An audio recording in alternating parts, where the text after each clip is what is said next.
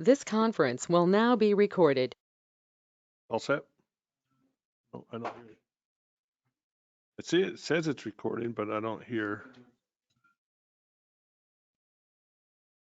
Oh, no. Oh, do we know?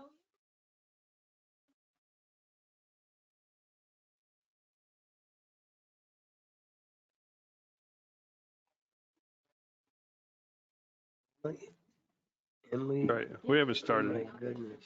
We gotta do the pledge of allegiance.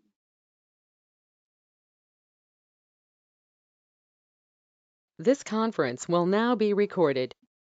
All right. No, you're all set. Good afternoon. The time being 4:48 PM. I'd like to call the meeting of July 8th, 2021 to order. Before we get started, if you are joining us virtually, please mute your microphone during the meeting unless you want to speak. Otherwise, background noise will interfere with the meeting. First on the agenda, Pledge of Allegiance, please stand. I pledge allegiance to the flag of the United States of America, to the republic for which it stands, one nation, under God, indivisible, with liberty and justice for all.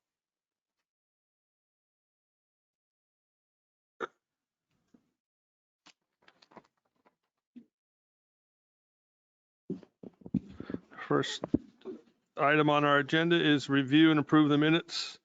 We'll start out with June 24th, 2021. Bring those to the floor.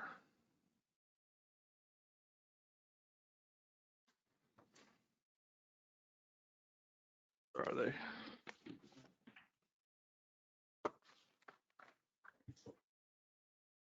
See.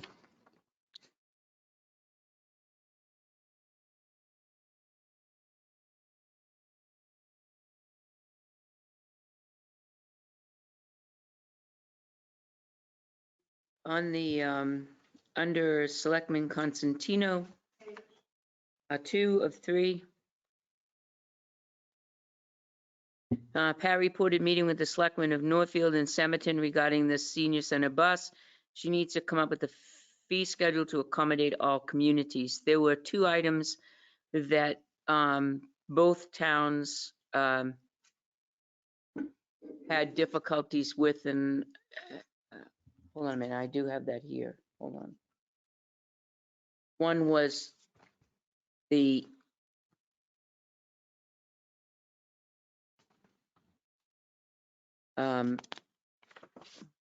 every effort will be, number 3, which was every effort will be made to accommodate all riders, whoever will accommodate Tilton residents first. And they asked to change it to first come, first serve. And I said I didn't have a problem with that. That's not reflected here in the minutes. And that's really important that it be reflected because that's a change in the MOU. And then the other part was that we need to come up with the fee schedule because that is number 12. And so that what Gail has here is fine on that, but we do need to add number 3.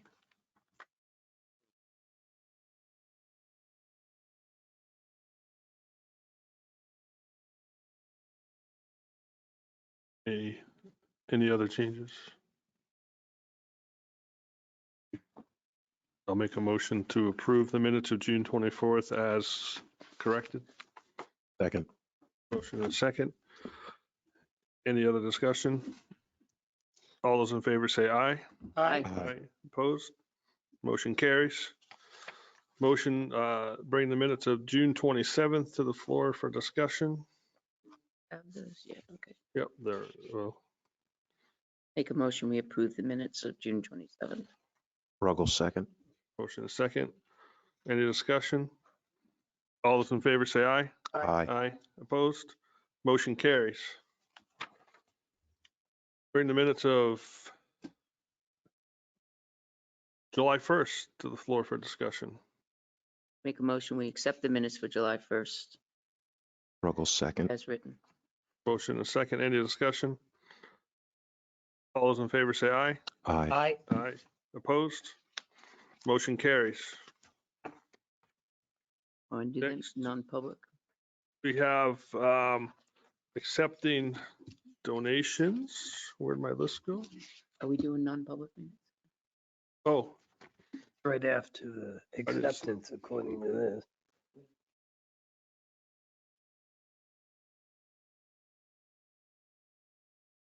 I didn't have Accept that. donation. I didn't get No, the the, minutes. no, the minutes of the non-public. Oh, the minutes of the.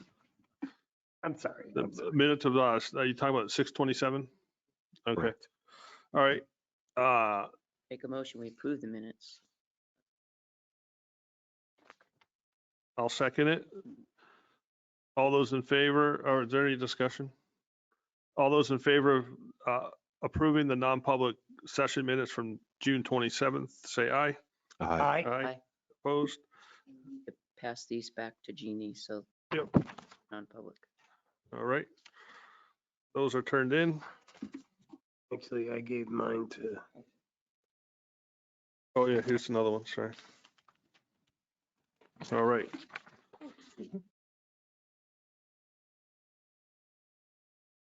Almost. Next, we have accepting multiple donations for the senior center. We have 1, 2,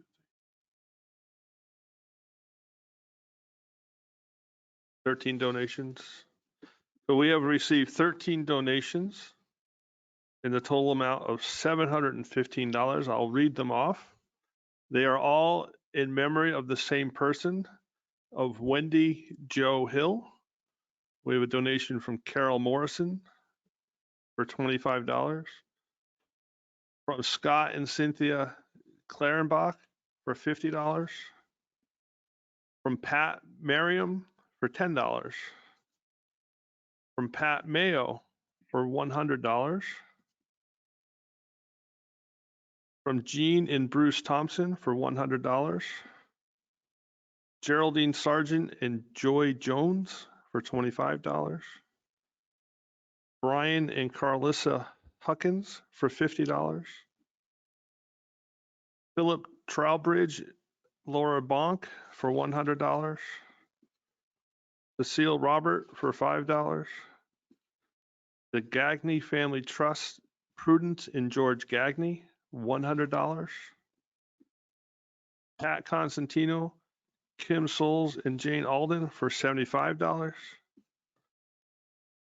Irish Iano and V. Perro, $50. Joe and Sandy Plesner for $25. Thank you to everyone for their generous donations. Emily's daughter. This is Emily LaPlante's daughter, right? Yeah. Yeah. Wendy Jo Hill. So I wish to thank everyone from those donations, and I will make a motion that we accept those donations. Second? Seconded by Pat Constantino. Any discussion? All those in favor say aye. Aye. Aye. Opposed? None. Motion carries. That's impressive. It really is. Oh, Yeah. she's impressive. All right. Next, no, we could, yeah. So I will, we're meeting with Lauren Martin from Avatar. Welcome.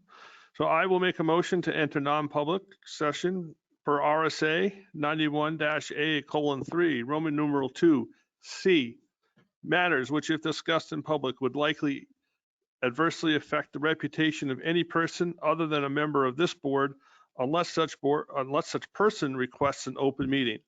This exemption shall extend to include any application for assistance or tax abatement or waiver of a fee, fine, or other levy, if based on inability to pay or poverty of the applicant.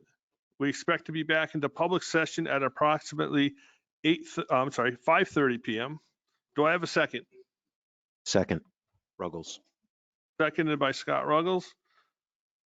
Roll call vote. Constantino, yes? Constantino, Yes, I mean, yes. Pyra, yes. Ruggles, yes. All right. This conference will now be recorded.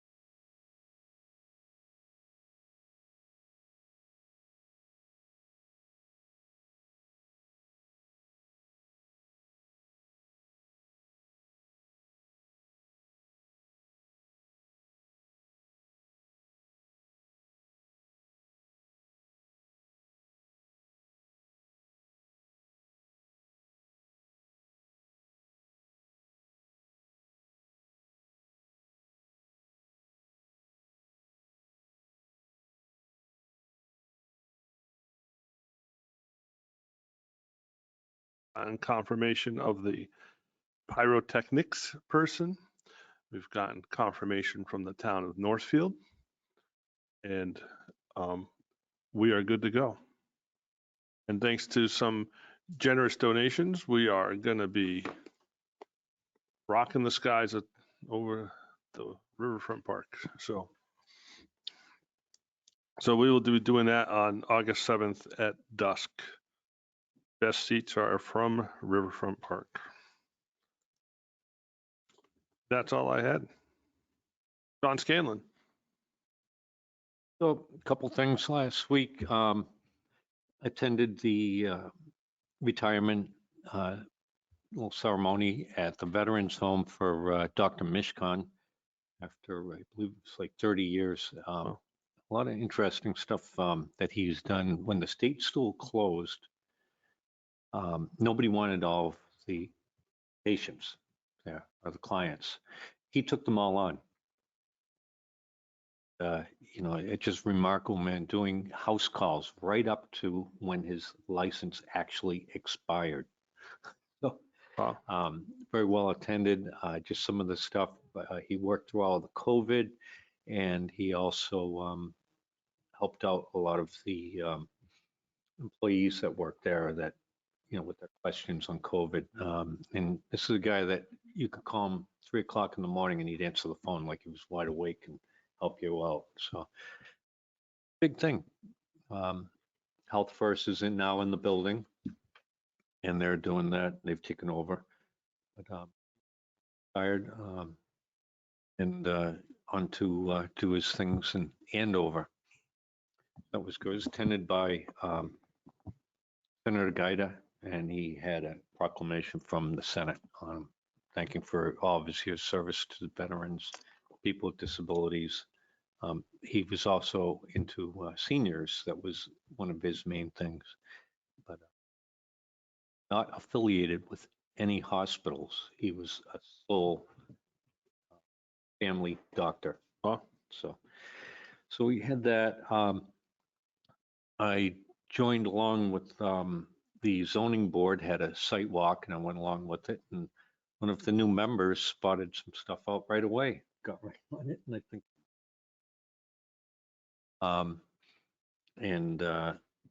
which was still continuing over the weekend. That's an ongoing thing, and Leanne jumped on that and taking care of it. Of course, nothing is definite until the process goes through. That there's been some more, you know, looking at the river, what's going on with the river, and the filling in along the side of Route 3 and 11 where the guardrail is. If it would be great to have, you know, us as selectmen do some type of input on that. They're requesting it, and I think the date was by the 15th. But we've been informed that that project won't be going anywhere until next year. Yeah, and they're doing the plans. They're gonna have the plans finalized or up in September, but they wanted our input by the 15th so they can take into consideration what's going to happen and if we want mitigation. One of the things with the state is that if they do mitigation, they don't have to do it in our town. As you saw, when they built the highway, different towns, they came through, they took out wetlands and did changes like that. And they applied the mitigation money. If the town doesn't go after it and ask and really push for the mitigation in their town, it goes into the state fund. Once it's in the state fund, they can use it anywhere in the state. So that's where we came up with the spa, with the artificial wildlife. So they created, for something that happened down by like Merrimack, they created a wetland in the middle of the exit ramp at exit 19. So we want to make sure we really go for mitigation and protection. If you go down there, you can see when the river flows through, it hits the wall presently, which diverts it through the tier of the railroad tracks closest to Cumberland Farms. And if you go and stand on the island and you eyeball it, you can see the island, the area where the blocks and the most washout has happened is direct line with the course of that river. And I asked that, you know, we all go down. It would be nice if we could all meet down there, possibly even this weekend, and take a look at that. Out of our mitigation,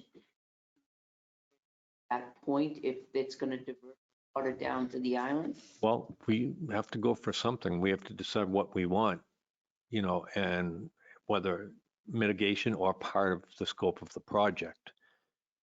But we need to really, if we don't do it, it won't happen. You know, DOT is not going to. What's the process for that, John? We have to file, they wanted the top 10 things for mitigation and that on there. It was all written on that paper on what we should do. Like 2 weeks ago, I read something that the Conservation Commission and the Historical Society has done. So if we all come up with something, it shows a big interest in it. in that. Isn't that what? Speak to the selectmen about? Yes. Is that Yeah, they wanted, mitigation? yeah, that was the mitigation. So it'd be nice to have everybody take a look, go down there, possibly before the concert happens this weekend or another time. So we can get down there and take a look at things, take a walk at the railroad bridge, take a walk up above it. And then put something together. And I think it'd be nice if we could schedule the Conservation Commission to talk about the mitigation and that project for next week. Would that, Still have the information?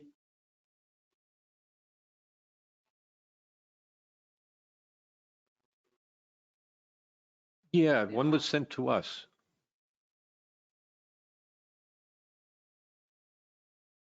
I think it was emailed to us too. Is it all of us? The mitigation aspect? From DOT, project. from DOT. Mhm.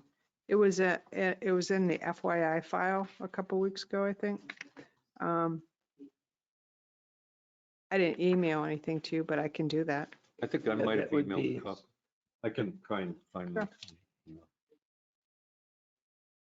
Like to look it over. Would it be possible to put them on the agenda for next week? And act on this? Do we have, I know we moved some things from this week to next week. We did. We had it's really up to the board. We had evaluations that got moved. We had Tim that got moved to next week. So we can certainly do that, but it will be a long, long night. So you choose what it is you want to do. How long do we have to respond? There is no deadline on their letter. I thought there was a deadline like the 15th I just or looked at it. 17th. I don't see a deadline on it. Can we just take a second look and then just make sure if Yeah. there's no deadline, maybe the week after. But if there's a deadline of, I thought I heard John say the 15th. I could be wrong, I thought there was. but that next week is. The Yeah. 15th, I think, was the date of the letter. It was dated the 17th, but I just looked at it again. And I don't see any deadline to respond, but I'm happy to give it to you. And if you see something I don't, No, I mean, we can schedule it in. Well, let's just make sure that's not a date because we do have a packed meeting next week. Yeah. Yeah. Yeah. Yep. The week after. Just keep things moving now. Week after. So that's what's going on with that.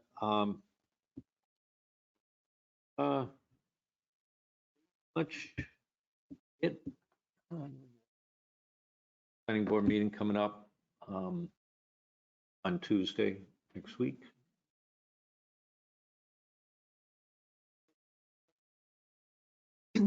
Tim looked at it too. There's no deadline. Thank you. Anything else, John? No, that's it. That's it? All right. Thank you. Pat Constantino. Couple of things. The biggest thing is the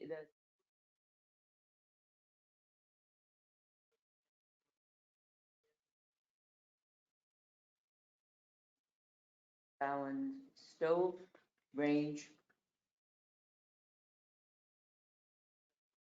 That should be delivered.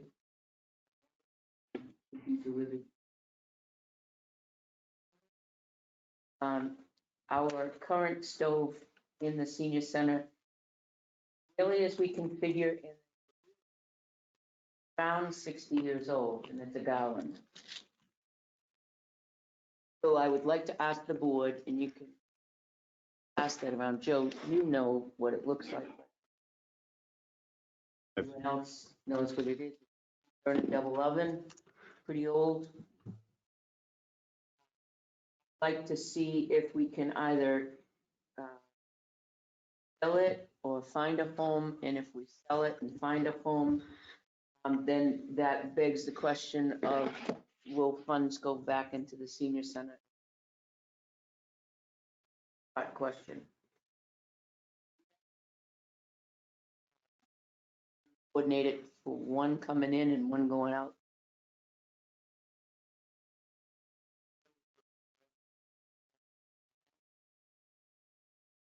So it would be advertising it.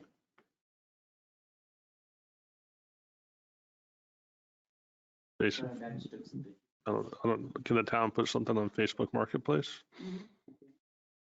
There, But do we have to accept the donation of the stove and get the value of the stove to accept it? Do we have to, ultimately, we have to accept it? I'm just covering legal, and then, and then, but then once we have it, then I guess we try to coordinate the whole. coordinate, same thing. yeah, that's, because it's gonna be, I'm sure it's gonna be going on, out with the old, in with the new. I did ask, if it was out with the old and in with the new.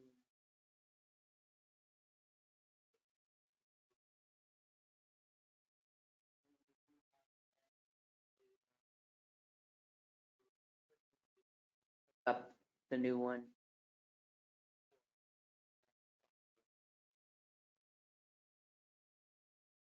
Nice score.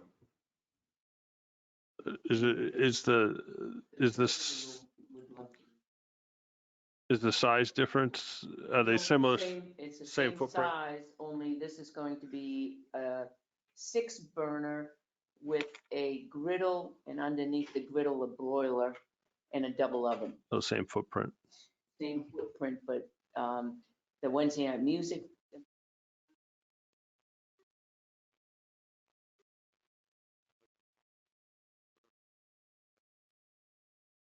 Oh, I'm gonna ask a serious but silly question. Is the old stove gonna be able to get out of the new senior center? Is that like, I don't know, because the building's changed over 60 years. Well, it's widened for handicap. Oh, is it? Okay. accessible, yeah. Okay, that was like a It was silly widened. question, but a serious question. Like, I've heard of stories of Part of that. things like shrinking, like doorways and stoves growing. That oven made it into the building. Thank you, Tim. Hello, Gail. Thanks. All right, so that's one question, and so we'll figure that out in time. August is soon coming up, or the summer is here, and I know months ago we talked about having a cookout for our employees. Is that still gonna be on, or we thinking about it? I know in your spare time, we haven't talked about it. It's not something I've looked at. I mean, if that's what the board would like to do. Would. Great idea. I don't know how we, Yeah, we Right, gotta, to do this. yeah, what's, maybe after Labor Day. be nice fall weather. Trying to think. It's the barbecue guy. Okay, Yeah, I love the idea. I think it's something that we can do, but sch- 1, 2, 3, 5 people's schedules we have to coordinate to get that done. Time of day. Do we have a grill here? I don't even know. We could take the old broiler. Hook it up. No, the stove, no. No. stove, Yeah. I don't know. No, All right, I was just thinking. that's a Yankee talking. I have a grill. Okay, and the next on my list is the fireworks permit. That, I know that was with Jesse the last time. Jesse's no longer here. We need to continue to work on that. It needs a permit, a physical permit for someone to write out to get the permit, because that's what's missing in the fireworks ordinance. This past weekend and the weekend before has been absolutely horrendous in the village area with fireworks We did find out that there is a law on the books that you cannot shoot off fireworks if you're not the owner of that property. So that's something that we need to incorporate also in the fireworks ordinance, that you can't be. Go ahead, you have something to say about it. I thought that this would probably come up. I did ask Gail to do a little research on it. The August 3rd, 2017 minutes that were approved on 8/17/17, there was a discussion about fees and penalties. Is there a need for an ordinance? I can provide this to the board at the end of this. Well, let me just read it to you quickly. It says, should there be fees and penalties? Is there the need for an ordinance? Selectman Constantino explained the need, particularly in the village district where people light off fireworks too close to others' homes and without an ordinance. The fire department has difficulty enforcing. Selectman Dawson noted that the ordinance would protect abutting homeowners. There was a spirited discussion of permits and who and how the ordinance would be enforced. Selectman Scanlon recited the language of the disorderly actions ordinance, noting the similarities while disagreeing with the fireworks ordinance. After further discussion of enforcement, Selectman Constantino made a motion to amend the motion to remove the permit required paragraphs on page 2 and all of page 3, which includes procedure to obtain a permit. No further discussion. All in favor? Motion carried. So What's missing from that is that we were going to obtain a written permit from our prosecutor to one that would be able to hold up in court, because what was in that permit was from another town, and it didn't pertain to us, and it would not hold up in court. And so that's why it wasn't gonna fly, and we said at another time we would get the permit. And we gave a copy of that permit, and we were supposed to work on it, and it's been months and we never got it to be worked on. So what would the board like to do on this? Well, we have a fireworks ordinance. It needs to be worked on because we need a fireworks permit so that the police can enforce the fireworks ordinance. Plus, we have a disorderly noise ordinance to go along with that, because even without the fireworks ordinance, we have fireworks going off in town until 1 a.m. in the morning. So we have a disorderly ordinance, a noise ordinance, and then we have a fireworks ordinance that we approved the fireworks ordinance, but we need to tweak it a little bit. And perhaps maybe we should have our prosecutor look at it to see, or talk with Jesse to see. Just before he left, we were supposed to meet, but he just didn't have the time to do it. There was parts of that fireworks ordinance that he wanted to make a little bit stronger language so that the officers could enforce it and create a fine and cease and desist the action. And I think we should continue to do that. So do we want to send it to the chief and the prosecutor to review this and come up with something that's workable? It's Review enforceable. it? Work everything together along with that. So if It's that more, work. that's more enforceable, right? And also, but my point tonight would be to also include, the sergeant knew about the law. I had no clue when we wrote the fireworks permit that you cannot shoot off fireworks unless you own the property. So you can't on your property. I can, but my tenants can't on my property. So I wasn't aware of that. So it really should be incorporated in the fireworks ordinance. So it sounds like we need to Right, Rework it. rework it, but it also sounds like there's a actual permit that needs to be part of that. That's not currently part of that. That's So it correct. almost seems like it's not truly enforceable. I mean, I'm not a attorney or anything like that, but it just seems like it's not enforceable in its current state. So we need to look on that. So I guess we'll put that. There are other parts of it that are enforceable, like the safety and well-being. I mean, you can't shoot fireworks off the top of a shed and have it land on Cedar Street or Main Street, and that's what's happening.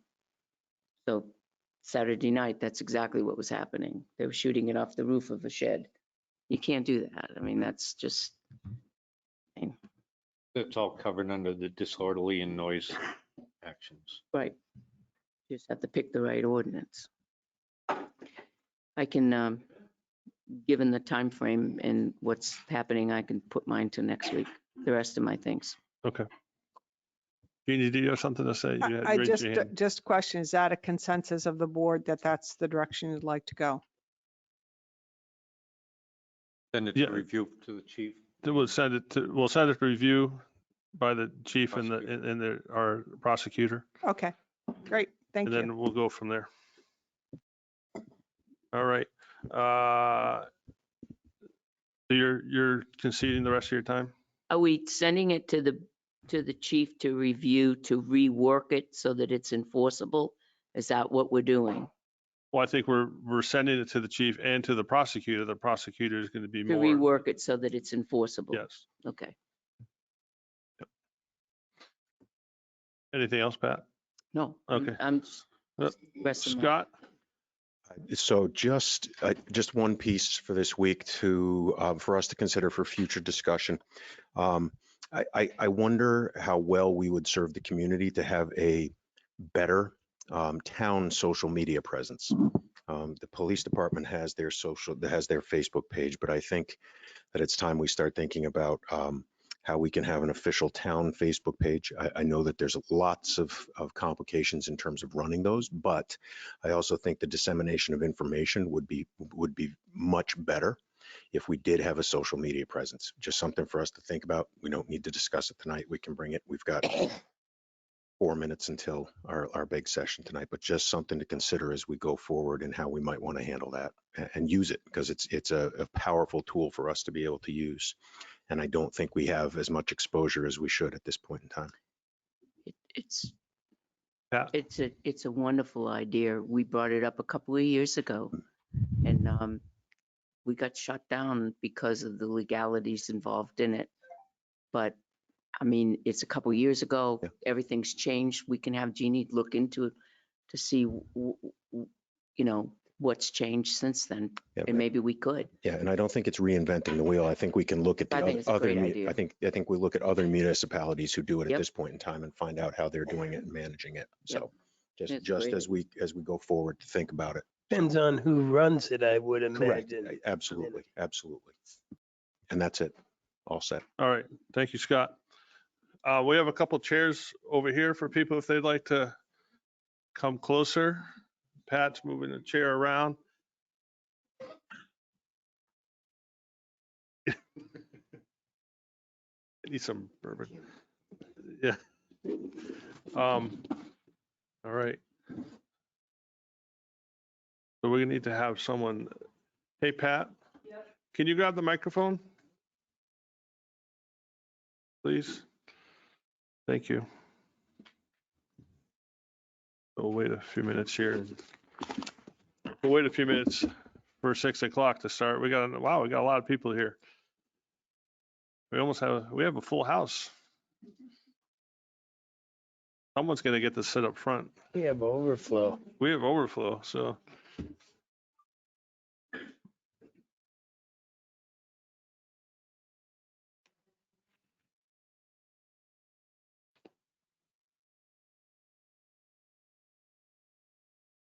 Oh.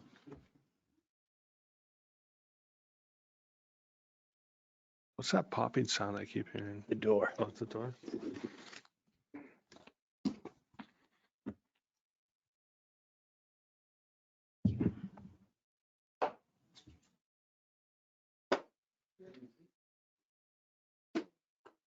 Yeah. Do we have any other chairs in the closet? All right. Good, how are you, Look Scott? at 3 times running, buddy. Oh, I didn't even know there were extras. that. Yeah, I didn't know there were either. We'll set them, we'll line them up.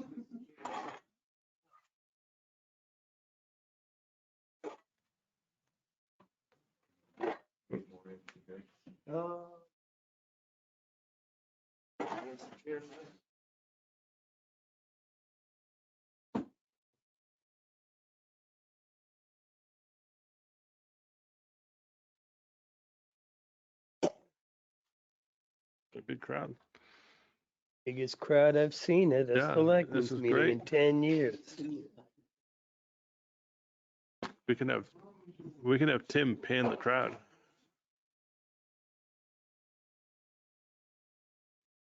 Want to come sit down with us? Yeah. Sure. Okay. There's no river here. There's no river here, Scott. That's Yeah. right.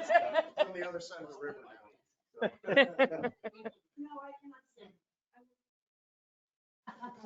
I don't think it's physically possible for her to sit. She got Not one in the with back, that one in the gear. front.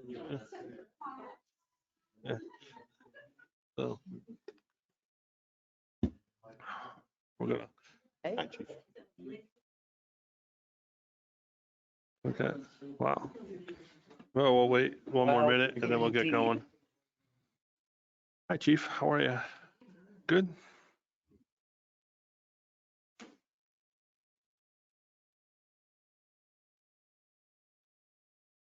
Just remember, you may have to use, Chief, you may have to use exit 26 tomorrow in case exit 25 floods out. Right. What's that? Yeah, it's my dad. It's my dad. What is that? Gave me your town and country. Oh, wow. I don't know, in your hands. Right.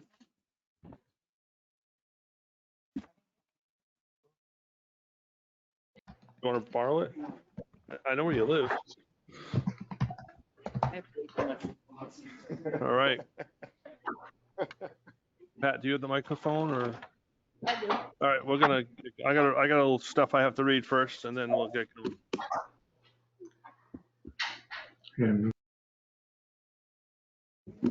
How are you?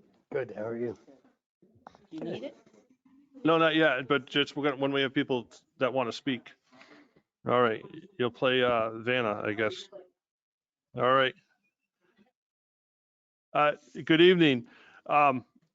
It's now 6 o'clock and we are going to open our public hearing on bicycles on Main Street. The selectmen have been hearing from the public about the bike activity on Main Street in Tilton, and in some cases have witnessed the disruptions to vehicular traffic, residents, and visitors to our community. We thought it prudent to hold a public meeting on this issue and hear from Tilton residents and business owners. This meeting is intended to get your feedback and hear your concerns. We will not be making any decisions tonight. We have people participating remotely and in person. We will begin taking comments from those in person first. If you wish to speak, please raise your hand and we will bring the microphone to you. We need that for the minutes.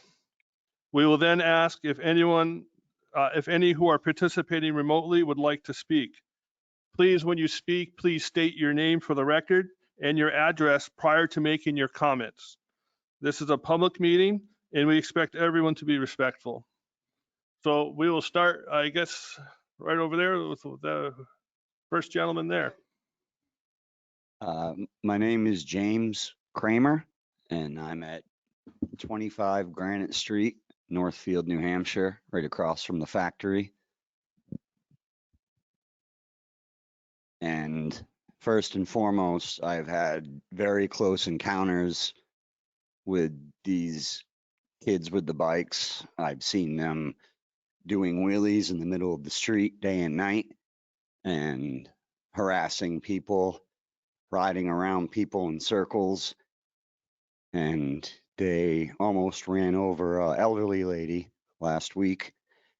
And I've spoke to them, spoke my mind about what they're doing. And I've been threatened to get shot and that I wouldn't see it coming. Yep. Because I live, like I said, next to the factory. So Main Street's pretty much my home. And that's basically where they are, between there and the skate park in Northfield by the river. And they just ride around everywhere, bossing people around like they run the place. They call themselves a gang. And that's basically the extent of it. They keep harassing me and threatening me. And they found out about this meeting today. And I was at the river and they came up on me and were talking about them. And were very hostile and have come at me and followed me and gotten off their bikes and thrown their helmets at me. That's the extent of it. Okay, thank you. The gentleman right behind, I guess. Hi, my name is William Snay. I live on 264 Main Street. Can you repeat your last name? Snay, S-N-A-Y. Thank you. And I'm here about the bicycles too. The kids got wicked foul mouth. There's one business downstairs from me. One of them was shooting their mouth off and started swearing, and she had her kids there. You know, this ain't right. I seen them where the medicine man, the old medicine man from down the road a little ways. He's elderly. The fire department's been there many a times picking him up because of his health. Walking down the street, and the kid will slam the brakes on, pull in front of him, slam their brakes on to try to distract them. You say something to them, well, there's nothing, you know, my parents will buy me a new bike. I mean, I can walk out of my place, out of the blind, down the stairs and out on the sidewalk, and they come flying right by me. They don't care about nothing. There's 18 wheelers coming, driving through town. They'll cut them off, coming out by the Big Apple, riding wheelies. They don't care. A truck can't stop on a dime. And it's like, nobody wants to do nothing about it. So what's going to happen is someone's going to get hurt. The parents are going to sue the town. The parents are going to sue the person who hit them and everything else for liability because they're not providing the law. 55 years ago, when I was in second grade, we were told to obey motor vehicle laws with a bicycle, not riding your bike across a crosswalk, riding with traffic, stopping at a stop sign, and respect the laws. This ain't happening. What's going on in this town? You're waiting to get sued and go bankrupt? Thank you. Anyone else? This first right over here. My name's Kristen Vaughn. I live on Silver Lake Road in Tilton. And I don't live in downtown, but I have encountered these kids while I've been driving through downtown into Northfield, really quite a few times, both in my car. My husband has a very large truck that they still are not scared of. They, you know, I believe the laws say that they have to move to the right to allow motor vehicles to go around them. They don't. They move to the left. They cut in front of you. They go the wrong way around corners, coming head on at you. I have brand new drivers in my house, and I'm scared when they drive through Tilton. I tell them all the time, heads up, because one of these days these kids are going to dart in front of a 16-year-old kid, and how bad do you think that 16-year-old kid is going to feel when they hit them? You know, it is definitely a problem. It's been an ongoing problem for a long time. I think the frustration comes because there appears to be state law, and I'm not sure if anyone can answer this, but is there state law from that can be acted upon by the police regarding this issue? And what needs to happen in order for that to happen? I mean, what kind of proof do you guys need? Pictures? Do we need videos? Are the police seeing this as well? I'm just curious what needs to happen. Ms. Vaughn? Yeah. First of all, thank you for being here tonight and thank you for your question. So there are a number of issues, and that's one of the reasons we wanted to be here tonight, to kind of explain. First of all, I know there's been a comment that we don't want to do anything. Nothing could be further from the truth. I didn't say that. Oh, no, not Okay. a previous comment. So, and of course, I'm sure everyone in this room realizes I'm the brand new police chief of this town. So one of the reasons for having this meeting tonight was for me to really find a way to gauge where we're at in this issue, consensus-wise amongst the people. Because since being here, I have had both ends of the spectrum, to both extremes. I've had people say, wow, we really need some dramatic, heavy-handed enforcement on these kids. And then I've had people pitching the exact opposite, saying, you know, can we have some empathy for them, please? There is nothing for them to do. There's no bike park. There's no resources, maybe just a deterrence on that end of the spectrum, something more to gain compliance and deter them. So one of the points of this meeting tonight is really to gauge the mood of the citizenry who chose to, you know, take the time out to come here tonight and speak to us about it. So we appreciate, first of all of you being here. Thank you very much. That's going to help me better form a plan for dealing with how we're going to move forward on this. But in response to your question, it is a long and complicated answer. Unfortunately, I know people like really simple questions to answers, but the bottom line is, kids in New Hampshire can't be issued traffic citations under the age of 16. So many times they are committing violations that you or I or anyone else on a bicycle could actually receive a citation for. They cannot. Then you have the issue of, we already ban via ordinance riding a bicycle on the sidewalk. So therefore, because bicyclists must obey motor vehicle laws, they essentially are supposed to be riding in the street, obviously to the furthest point right as possible, but again, for their own safety, away from parked vehicles and stopped vehicles, and far enough away that they can't get hit by people opening car doors from those parked vehicles. So that's kind of a quandary as well. You're talking about a matter of feet between riding in what we would all call the middle of the road and then right where they should be, just to the other side of the parked traffic. So there are those issues. Then, of course, not to go into every single possibility that it could occur, but just to give you an idea, there's the issue that when someone simply calls in a complaint, a traffic complaint that doesn't rise to the level of criminality, we have to witness it as law enforcement officers. We can't just go on your word. And then even in the issues of criminality, when they actually have committed a violation, something that we could do more to them for, we actually have to have a cooperating witness who can actually identify them, either at least by something distinctive, like of that group of kids, I know it was the kid wearing the bright black, the bright blue shirt with the Adidas logo. We have to have something like that with an actual cooperating victim or witness who will complete a witness statement for us. So many times folks are calling in things simply to a level of legal necessity that doesn't meet our standards for actually taking action. That's not to say there's nothing we can do. I'm just trying to convey the fact that it's a little more complicated than people like to believe it is. Yep. To speak further on this issue, because I think this is a good point for that, I would like our prosecutor, Steve Gahan, to stand up and give us a little bit of background on what we've done in the past and what some of the complications are that arise from this.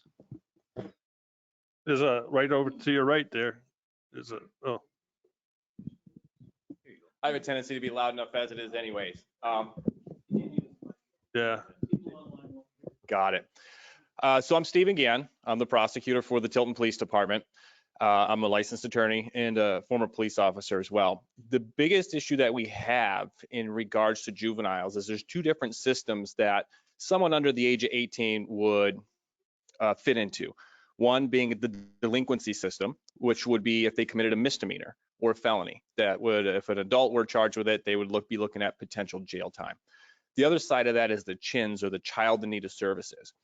What that is it's more a system in which the state will provide services to families that are struggling. In order to be charged with a CHINS, this would be for violation or town ordinance level offenses. A majority of motor vehicle offenses and a lot of the conduct that's at issue right now is that it only falls under either a town ordinance or a violation level offense. In order for us to bring the CHINS, we have to be able to show that these children are doing repeated, habitual, and willful conduct that continuously violates these violations. The problem is in order for me to prosecute that, I have to have witnesses willing to testify and ID these children for these multiple offenses prior to filing the chins. An example being, if I wanted to charge one of these juveniles with reckless operation, which would be a violation level offense for an adult, I would have to have 3 possibly or more instances, and I'd have to have witnesses come testify to every single one of those instances in order for me to successfully prosecute this chins petition. The juvenile system is not a punitive system, so there are a lot of opportunities for rehabilitation and treatment and additional services, but it's a long process to get to that if it's not a misdemeanor or felony level offense. And even before I can take them to court, if it's their first time and they've had no prior interactions with the court, I have to offer them diversion, which is a non-court sanctioned opportunity to correct that behavior. Can I ask a question? Sure. The proofs that you need, if you say you need 3 or 4 witnesses who could ID them, what if you had one video? And I mean, and I understand that they're kids, they're going to do silly, stupid stuff, but this has been an ongoing issue, and they don't just ride a little bit in the middle of the road. They weave in and out of traffic in front of cars while we're driving. They swear and use very vulgar language if you say something to them. I mean, it's very dangerous, and somebody is going to get hurt, probably one of them, and whoever hits them is, I mean, it's going to be a problem. Is there anything along the lines that video would help, or can their bikes be impounded and be brought down to Rusty's? I think they did that several years ago. I don't know what the legality of that is anymore, but is there some sort of consequence these kids can start getting? So what has to be kept in mind is that even though they're kids, they're still protected by the Constitution, as well as the laws in New Hampshire. In regards to seizing their bikes, we could do that if it would meet the muster of the Fourth Amendment, search and seizure, that type stuff. Simply taking it as a punishment is not really an option that I foresee being something that the Supreme Court would approve of us doing. In regards to video is great evidence, but that's still only one instance. If we had video of multiple instances of children violating either violation level or ordinance level offenses, then we could bring that forward, and it's certainly something we would use, but I have to prove multiple repeated habitual offenses at the violation or town ordinance level in order to bring that to the court. Now, like this gentleman said, if he's being threatened and he's able to identify the child that did that, that would be a misdemeanor level offense that we could prosecute, assuming that there was prior court activity with this child or other stuff that would allow me to bring it to court at the misdemeanor or felony level. The biggest issue we're running into is that a majority of the activity that's being that people have issues with are only violation or town ordinance level offenses, which results in I have to have witnesses willing to testify and be able to identify these juveniles on multiple occasions before I can bring it to court. So it's really just bringing together the ability to compact several instances and being able to prove several instances beyond a reasonable doubt in order to get it to court. That was very, very helpful information. Thank you. Thank you. No, there's a gentleman in the back, if you want to.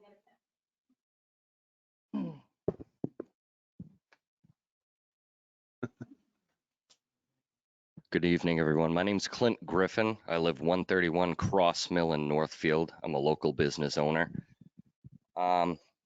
It seems that a lot of people here are very gung-ho about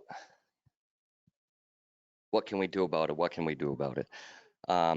It seems to me, I don't know, everybody's witnessed, we've all witnessed a select few kids, and it's always the same few. I'm constantly back and forth through Tilton almost every day, and it's always the same few kids. When it comes to obviously the threatening and stuff, I think that's probably a kind of a separate matter as compared to what we're here to deal with as the bikes on Main Street. I do believe that Main Street is a state road as well, right? Route 3. Yes. And therein, anybody has the right to use that road as a means of travel to get from point A to point B. I'm the assistant coach of the Winnisquam Middle School football team, and a lot of the kids that ride around town are some of the kids that play on the team. And a lot of these kids are very respectful kids. My son here is one of them, and a lot of his friends, and they follow the rules and they're respectful. Like I said, there is definitely a select few, and we probably all see them all the time, and it's the same ones. And they're all teenagers and they should be held accountable for their actions. But if I'm driving down the highway, there's people speeding all the time on the highway, another state road. It's a highway, obviously bicycles are not allowed there. But just because everybody else is speeding, the tons of people speeding, they don't shut down the highway and not allow anybody to travel on it. I'm an adult male and I like riding with my son on occasion. And I feel that we should have the right, being law-abiding citizens, to travel down Main Street. And I don't think that everybody should be ostracized because of a select few children that are violating these rules and laws. And I think that it definitely is a good idea to try to put something in effect to hold the ones accountable that are causing very dangerous situations. And I've spoken to them personally, and same thing. There's been a couple, they've threatened me as well. But it's not everybody. It's not all these kids. There's so many good kids in this community, and they shouldn't all have to lose out just because of a select few that, for whatever reason, somebody's having a difficult time holding them accountable for their actions. I'm a CDLA holder. I've driven 18-wheelers, and somebody mentioned we can't stop on a dime, and stuff happens. And probably if something doesn't happen in a positive manner to address this issue, something probably will happen. But like I said, as every one of us adults here and these kids, they have to be held accountable for their own actions. And I do believe that a couple of them that are constant offenders of violating the rules and laws of the road, they do come from very rough families, if they even have families.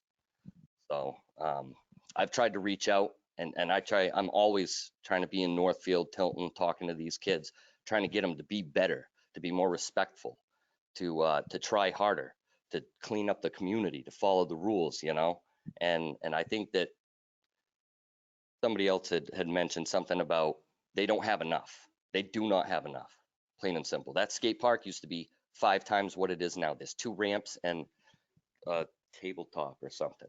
I remember years ago, there was a lot more there, and somebody was really behind providing more for these kids to do, and it's off to the side. They got an area where they can, have fun and be physically active and do something exciting for them. And I was a teenage boy.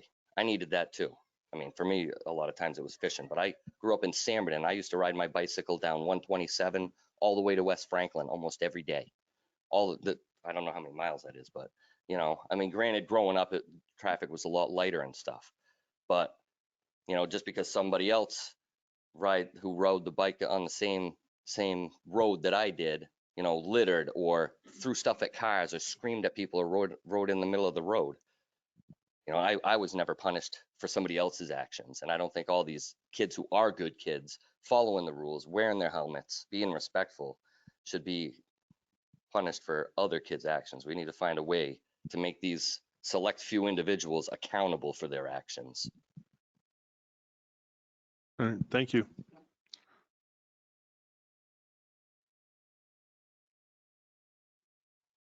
My name is Lauren Barton. I live in Northfield as well. As a biker mom, it is very discouraging to come and hear people say them and they when it's clearly just a few kids. So to hear them and they is very discouraging, especially when you look online and you see people say, I'm going to hit this kid, or I'm going to run this kid over with my car if I do this or they do that. There are kids that are following the rules. And there are some kids that are here tonight that want to make sure that they do follow the rules. So it's very hard as a parent to sit here and listen to them and they said this and they said that, when there are clearly, like Clint said, only a few, because our kids have some, they're boys and they do have some disrespectful boyfriends and girlfriends as well, but they are good kids and they need to be taken into consideration as well. And those ones that aren't following the rules, someday maybe they'll get in trouble, but there has to be a common ground for all of them. Thank you. Hello, Scott Haskins, one of the wonderful selectmen over in the Northfield side.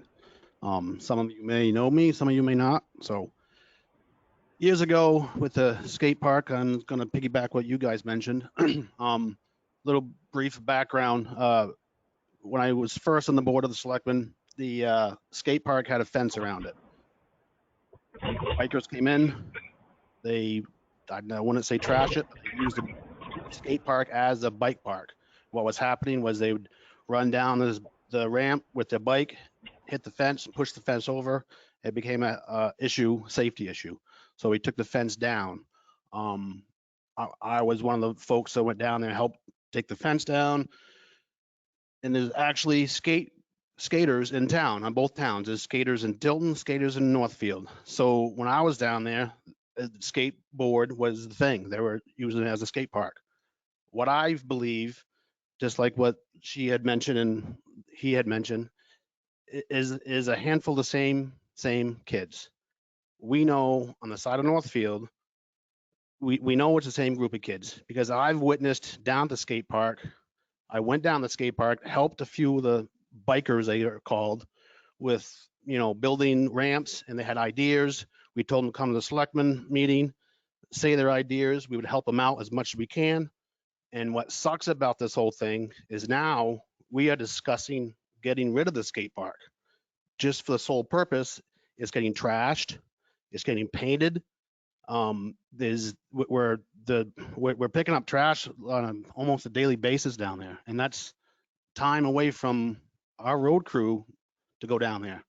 Now, granted, it's the same group of kids.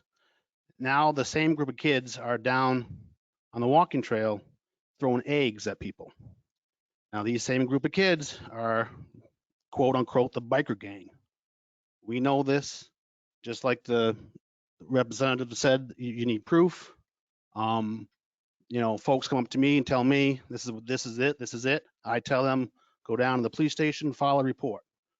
9 times out of 10, they do not file a report. So it, just like the chief said, it's kind of, you have to file a report, get witness and whatnot. So the folks here tonight, hopefully they can do that so we can get the bag kids per se. Because I want to see a group of kids that go back to the skate park, use it what it's supposed to be, and we can help them out with growing other items down at the Shrep Park as well as elsewhere. So we need to figure something out, and it sucks for the good kids that are trying to get things done, and they do not want to go out and be part of this biker gang, but people seem to think they are. So, and I'm here to say I know a lot of them are not. So. Thanks, Scott. Thank you, Scott. My name's Tina Hill. I work at Island Sun in downtown Tilton.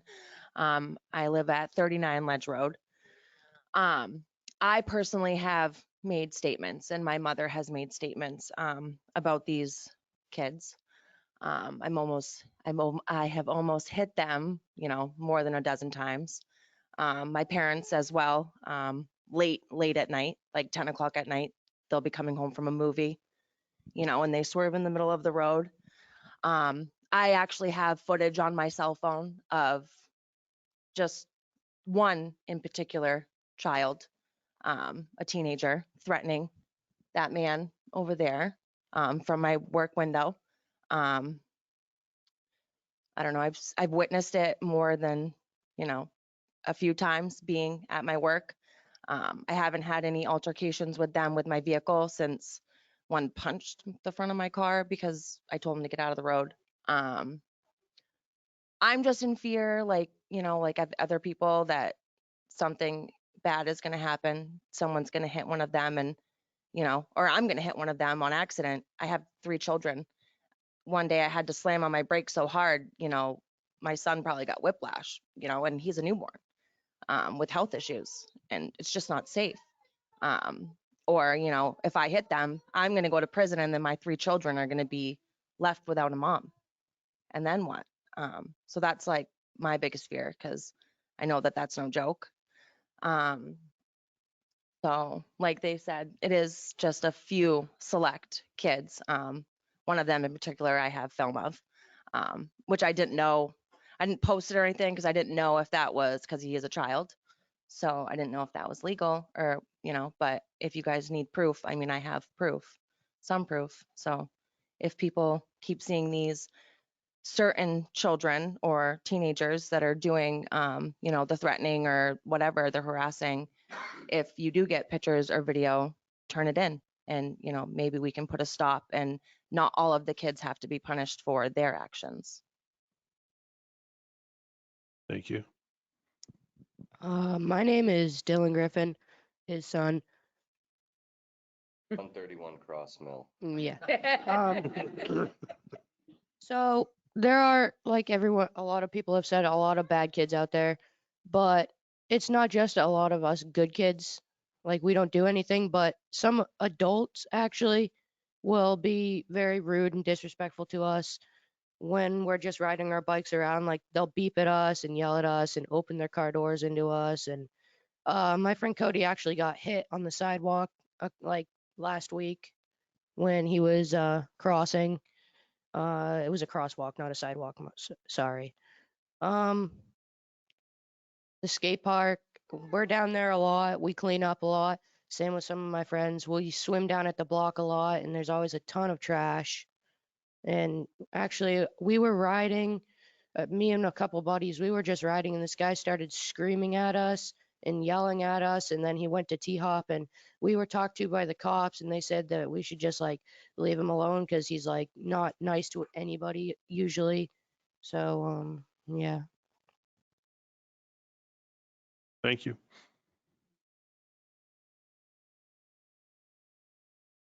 So my thing. Please state your name and your address, please. Lisa, Thank you. Lisa Drew, 124 Clark Road, Tilton. As a parent, I feel I am responsible for the safety of my daughter. Who is responsible for those kids? Because they are just kids. Ultimately, they are just children who clearly are not being raised like my daughter is. They're kids and they're going to get hurt. And it just breaks my heart that there's something going on with them, either at home, at school, doesn't matter. They are children and they need somebody's assistance with, and if they're not getting the help at home that they need, who is responsible for that? We're not in school anymore. So, some of these kids counted on school and having conversations with, teachers they trusted or counselors. They have nothing during the summer. They're clearly not members of the community center, Pines. It just breaks my heart that these kids, and I don't agree with anything they're doing. What they're doing is not safe. And so my question is just who's responsible for their safety? And isn't it a crime to put children in harm's way? It's just a question. It's something to think of when you're trying to formulate an idea of how to help them. Sorry. Go ahead. I think the chief is going to respond. Go ahead. So I'd just like to respond real quick to your comment and to some of the other comments as well, that we all do concur, we the police department do concur with what most of you are saying, that we're talking about problems with a limited number of kids. And no one wants to, it would certainly not be our first choice at addressing the issue by making a new ordinance or making some new action that would negatively impact the kids that are doing right. Now, sometimes to catch specific fish, you have to cast a wide net. And while we don't necessarily want to take an option like that, of course, a lot of different options are going to be on the table. So I understand what all of you are saying, and we do absolutely understand that it is a small group of kids who are primarily doing this, and they're not unfamiliar to us. In most cases, we know all about them. We know about their home lives. We know about the things that are going on with them. Obviously, nothing to be spoken about at this forum. But I think you do hit it on the head when you talk about things like, many times, kids act out due to issues that they're experiencing at home or in their backgrounds, and that not all kids are raised the way, we were raised or the way that you raise your children. And that's not any kind of a criticism on specific people, but just an acknowledgement that not every kid has the same background or raising that that people who have really healthy law-abiding opinions toward society and law enforcement do. So I think we do have to understand that while we are continually trying to gain compliance from these kids, that's always our first option, is to gain compliance. There is going to be an element, a certain percentage of kids that are simply absolutely defiant toward law enforcement, toward any kind of rule that we make. And a lot of times those are probably kids that are also defiant at home. So, and I think if you talk to any, I'm sure there's teachers in the room. In fact, I know there's some teachers in the room, but I think if you talk to a lot of teachers, they would tell you the same thing. That this is a larger social issue. Is that many times teachers run into the same problem of trying to get the enforcement of school rules and trying to get kids to cooperate with, participating in curriculum and behaving, and that they're running into the same exact problems that, none of us in public service or in government or in the school system have control to that degree over how the children are being raised. And that, again, is not a moratorium on parents generally of kids who are in trouble, because many parents do everything they can possibly do. They do everything right, and the kids still defy them. And so there are no simple answers to those problems, but we have to keep addressing them. We can't just say, well, it's a tough problem, it's complicated, it's complex, it's nothing that we can solve. We're going to continue to work on it. And I'm going to make it a priority as I step in as the new police chief now to find answers to this problem. But I just hope that everyone here does understand there is a level of complexity to it. And then just a determination of how far on the spectrum of deterrence versus enforcement we want to approach it with. And that's what we're trying to make decisions about today and in the week to come. So. Hello. Hi. Am I Yep. there? Dale Tulip, 29 Morrison Ave, Tilton. I think it's on both sides, kids and adults, is bad and good. Some have bad attitudes, some have good attitudes. So, and down on the main street and stuff, they have to come down to get drinks and stuff. They have no place to go but come down on Main Street. They can't go to the skate park and say, hey, there's a snack shack there, I've also gone down there, and I also see adults with their wives and kids, and they're on the skate park, but when I watch them, they're not rude and stuff in front of them. They're pretty polite. There are some bad kids. I've seen them, and I'll say something to them. But usually they don't say nothing to me because I know that they know my grandkids. Because I tell them, you need to look both ways. You can cause an accident. Don't run your mouth. So I'm also, and they need something to go. They had the Northfield thing, got ripped down. Some of the kids spent their own money trying to put something up there. All right, skate parks, no matter where you go, our skate parks is a skate park and a bike park. You can always see both sides, no matter what town you go into. So you got to give them something. And the one thing I know is my kids ain't into drugs. You know what I mean? They're doing healthy stuff. And yeah, I'd be pissed if someone was saying something, Yeah, so I'm getting it. Yeah. And it's people that threaten the kids. My kid got out of school. That right-hand turn, you're not supposed to take a right-hand turn in Tilton, but people do. Someone took a right-hand turn, knocked my grandson on the ground. He yelled at him. He came up with a pistol and said, what are you going to do about it? You know what I mean? I told him, always take videos because, you know what I mean? But these people are doing that shit too. I said, you always need to watch out who you piss off. Someone's going to snap. And so far, I know the kids that haven't had any cops at my house in a while, so that's good. Well, they're learning. I'm working on them, but I also work on their friends too. And some of them I met are not too well, but they need to do something.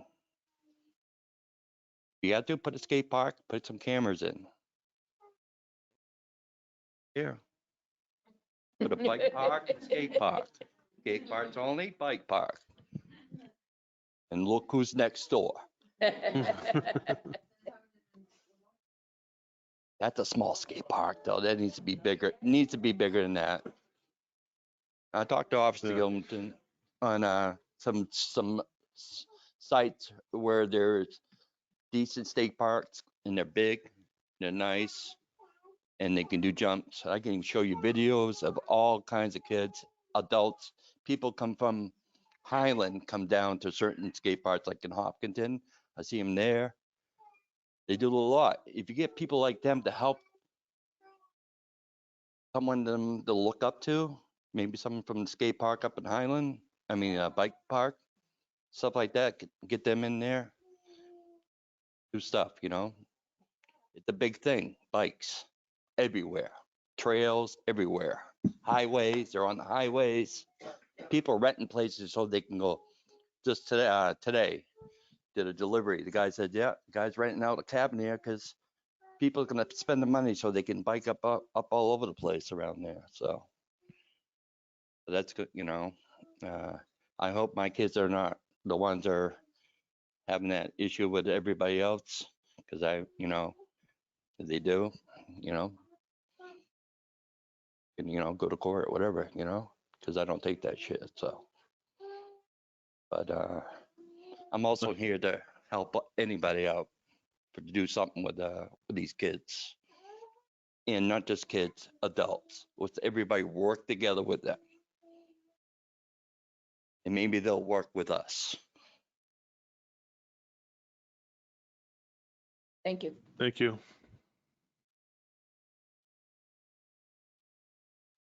All right. We're gonna, I'm gonna take a few questions from online. So Tim, what's the best way to do that? Have them type that they want to speak?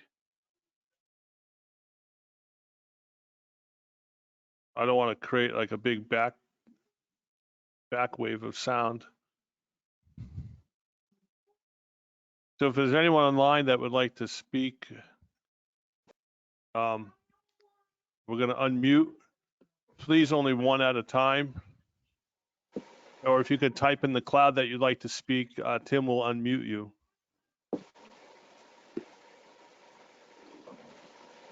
Looks like someone named Arthur is trying to speak. Yes, this is Arthur Carrigan. I live on Mill Street here in Tilton. I'm 81 years old. I've lived in this area for 60 years or better. The problem I feel bad for kids. They don't have many places to go and play safely, parks and stuff. But I've almost hit kids on the main street myself. They've almost hit me. I've been given the finger, all this kind of stuff. Why couldn't the police department think about putting patrol people down there and around the main street for a week or two off and on? Take your pictures. You'll have the evidence right there. But for individuals to do that, they don't always have a camera with them, and things can happen fast. And there's signs on the main street, no bikes allowed. Why can they still ride down the main street sidewalk? It's a problem. The world is a different place now. When I was younger, we didn't have to worry about these type things. That's all I got to say. All right. Thank you, Mr. Carrigan. Anyone else online that would like to speak?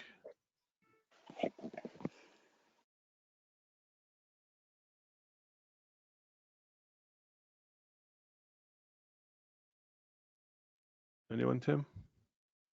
All right. We'll come back into the room here. The microphone is right there. And then it'll come up here to this person right here. Chuck Drew, Clark Road, Tilton. Some time ago, I spoke with Mark, the owner of Highlands, piggybacking on your idea.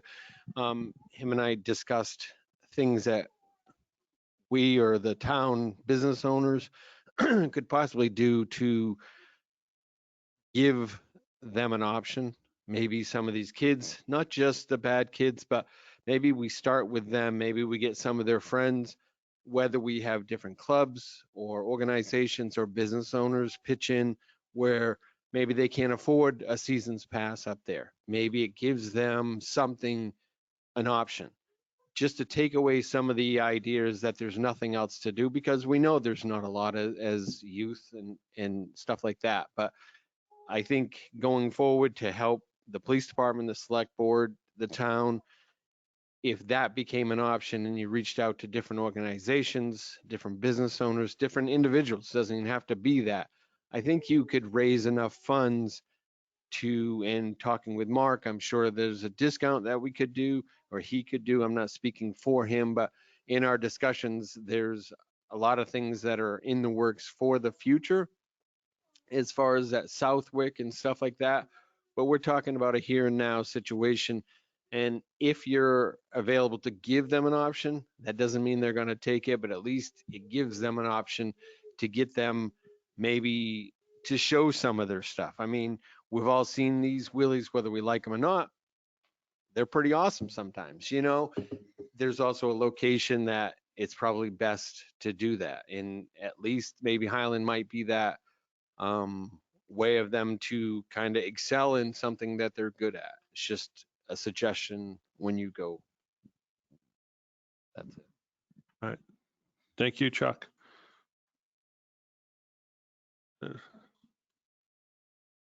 Martha Anderson, I live at 391 School Street in Tilton. I just wanted to agree with Arthur that I'd really love to see Tilton PD come back downtown. Park the cruiser behind the fire station. Nobody can see it. Come take a walk.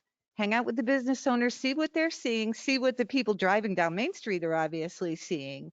And I'm not knocking them. I'm just saying, come see for yourself, because apparently it's a big problem. And I've seen the kids do it, but I wasn't in any danger of hitting them. And boy, I don't want to be in that position. So that's what I would ask is please Tilton PD, come on back downtown, walk around, see for yourself. And then secondly, I mean, there is a law on the books that anyone under 16 has to be wearing a helmet, right? Right. Which is, I mean, I'm sure it's a huge pain to enforce, but if they're doing a wheelie down Main Street, I'd much rather he was wearing a helmet. Just to that point, I'd like to respond to kind of the awkward situation regarding that particular crime. Right, that actually is it's a traffic violation. But then you run into the strange situation that while it's a traffic violation for anyone under 16 to not wear the helmet, you can't actually write a citation to anyone under 16. There are some, I wish it made more sense. I wish I had a better answer for you. I'm from Florida. I'm not saying that our laws there made any more sense. We had our own problems as well, but in coming here and learning some of yours, I'm trying to navigate the challenges of some things that I'm like, really? And we're going to continue to do that and find our way. And to you and to everyone else talking about our officers downtown, I fully concur. I just also do want to make you aware that we, like many police departments across the country, are dealing with staffing issues. And we want to make sure that we're available to you to respond to calls that are not more serious than bicycle violations, but more pressing. So if we have a domestic violence situation or if we have a traffic crash with someone injured, we do still want to have our people mobile as often as we can because we may only have, a number of staffing available. And we do want to be able to get to folks fast for violent crimes and more serious incidents and things like traffic crashes. So while I fully do intend to find a program and to certainly come up with a plan where we can have a greater presence downtown, I just want you to understand that there are some limitations to it because like many cities are struggling with those challenges of staffing. So we're going to try to do the most we can with what we have. And I know that that there are limitations and we're going to do the best we can within them. Thank you. This gentleman right here in front has not spoken yet. Oh, if you can wait for the microphone, Mr. My name is Bernard Chapman. I live on 22 Winter Street. And I see a lot of wheelies on their way to school. And I say, wow, have they got balance? I don't know if I ever could have done that. I have had no problems with swearing or anything, and they go right by my front door and I say, hi, how you doing? And I, in my lifetime, have experienced the fact that if you talk to young people, ask them what they're interested in, and there aren't any Boy Scout programs going on now. Years ago, when my son was chief of police, they had some psychiatrists that they paid for, which if a child did something wrong, they were required to go to them. And many times they had a person that needed help on their property. And in so doing, these youngsters found a new friend in this adult that kind of took them in and taught them right, just helping them around the garden or something, and nothing to be punishment, but to teach them. And I think we sort of owe to the children some kind of new positive thinking. Possibly every bicycle might have to sign their name and get a little sticker free. No charge, because there are many that can't afford it. And make them feel part of a good thing. Okay. All right, thank you. There's, Dawn. yeah, Don. Yep. Okay. I just want to make sure I get to everyone that hasn't had a chance to speak yet, so. Hi, I'm Dawn Schimberg, and I'm the director of the Juvenile Court Diversion Program, Youth Assistance. And louder. You gotta talk up. Sorry. So some of the young people who I've encountered have mentioned a couple of things that I really just want to bring up tonight because I think they're really positive. One is some of the kids I work with have formed some really good connections with some of the patrol people. Okay, and speak highly of these officers. So that really just makes me feel good because I think that is an inroad that, you know, it may take a while, but I think it's going to really pay off. And the other thing that I wanted to bring attention to is that we do have a stand-up Winnisquam program, which is looking to build more activities. So any of you who want to be helpful with that, right now it's a very small group. And COVID has kind of put it on the shelf a little bit, but there is some interest, and some of it stemmed from this whole biking situation where some of the folks said, you know, what can we do to help? So one young person in particular who was there for an offense that was related to a biking situation in another town, met with a local resident who wanted to share her point of view. So I think these things are really good. So I feel encouraged, and I'm glad to see you all here. Thanks, son. Thank you. What's that? Dale Tulip, 29 Morrison Ave, Tilton. Has anybody been thinking about bribing these kids? Just take them in a group like this right here, trying to tell them, hey, if you can knock this shit off, all right, We have to watch our language, sir. Sorry. knock this stuff off Thank you. and be polite and be cool about all the store owners, the traffic and all this, and maybe we'll give you this. Might not get them all, but you might get more to help you out. 'Cause I told my kids, grandkids, I said, because I text them, I say, behave yourselves, because you're not going to get anything if you don't behave yourselves. Try to teach that with your friends. Hopefully it's been working, but I don't know. Doesn't seem like it's been working. Especially when this guy just left and he threatened him. I don't know if he called the police and told him he was threatened. And if he did, they didn't come to my house, so that's a good thing. So I don't know. I like to do, if I can afford it, I build it for myself, for them. You know, inside skate parks, they got those things. I'm gonna fix my bike tomorrow, so I might be start pedaling down there and just get in between these guys and just see what I can on my days off or after work, because I can't see everything down there, only what I hear. All right, or somebody's knocking at my door. But like I said, it's been knocking a very long time, so I'm hoping they prove themselves. So I'm gonna try to do that. Maybe the other kids' parents do the same thing. See what they're doing. You know what I mean? Go out there, check it out. From a distance, if you have to, with binoculars, catch them. Because I don't like when people lie to me. Especially them. I said, don't lie to me. Just tell me the truth. If not, I'm gonna catch you. Someone's gonna say something. I don't want them to get hurt. I don't want anybody else to get hurt. But like I said, if I can afford it, I try to do something. But if we all can do it, work together, because I mean, even with kids, I mean, you get people in cars you have to watch out for, scooting down Main Street.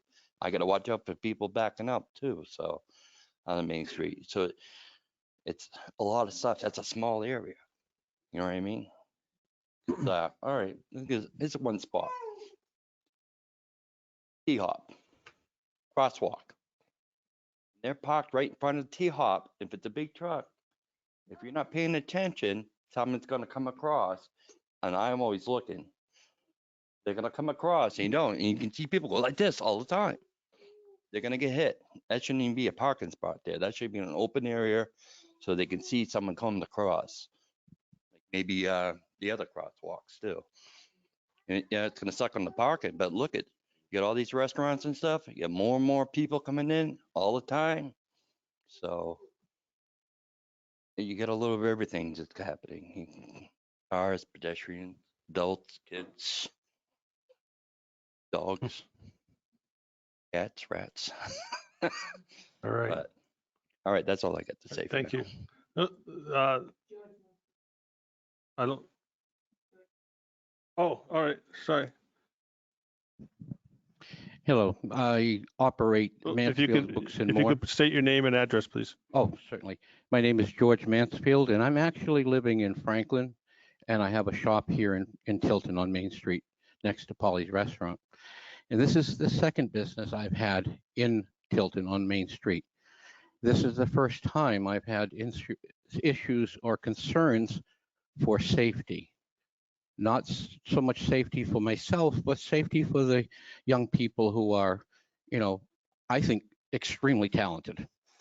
There is no way. I tried unicycling and it just isn't my thing. Being able to balance a two-wheel bike is even more fantastic. But my concern is that I've had several incidents this summer in front of my store. I had a customer leaving my store and nearly get clipped by a bike on the sidewalk. Now I tell my customers, be careful when you leave. I don't know what else to do. I feel that's the safest thing. Today I had an incident, two young men, I don't know who they were, I didn't have an opportunity to ask, popped wheelies in front of my store, right on the sidewalk. One of them fell off his bike in the process, and then they sat on my bench by my store, which was fine. I watched them for a while, and one of them got up on his bike, proceeded to go to the end of the awning where my store is, and pop a wheelie right in front of me on the sidewalk.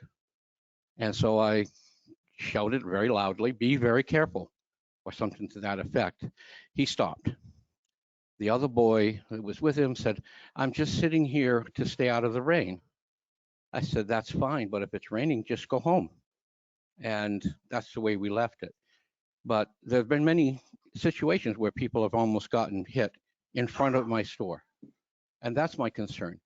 I wish there were a bike area that would be for them to use. Could be a bike park. I know they talk about skate parks. What's wrong with a bike park? It could be done. And that would give them something that in a place that would be safer. My other concern is for the drivers going through our town or this town. I've seen two boys in particular grab the door handle or the fender of a car going down the street. I'm glad nothing happened, but it could have. And I've heard their remarks to drivers and pedestrians that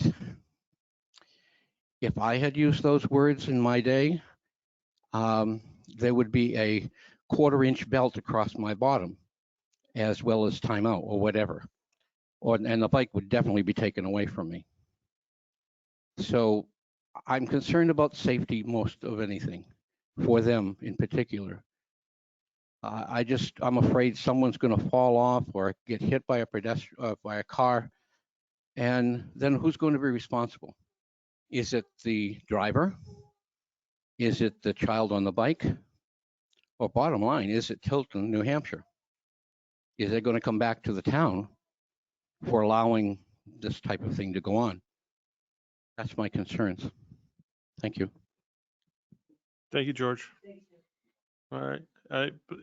I think, did you have your hand? Okay, Pat, right up here. Hi, my name's Stephanie Paulus. I also live in Northfield, but I have a business on Main Street in Tilton.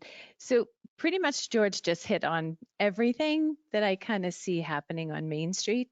It's really, kids are going to be kids. We're going to have to deal with this. They're growing, they're learning.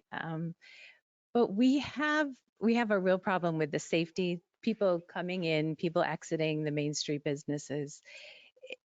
We also have an alternative to Main Street for these kids on both sides. I just don't understand if we have it posted, no skateboards, no bikes on sidewalks, Main Street. Like, can we not use this alternative route? It allows them to get to stores for food, for snacks, but I don't understand the reason we allow them to be on the sidewalks and harm, potentially harm people or innocent people. Right. They're not supposed to, but that's.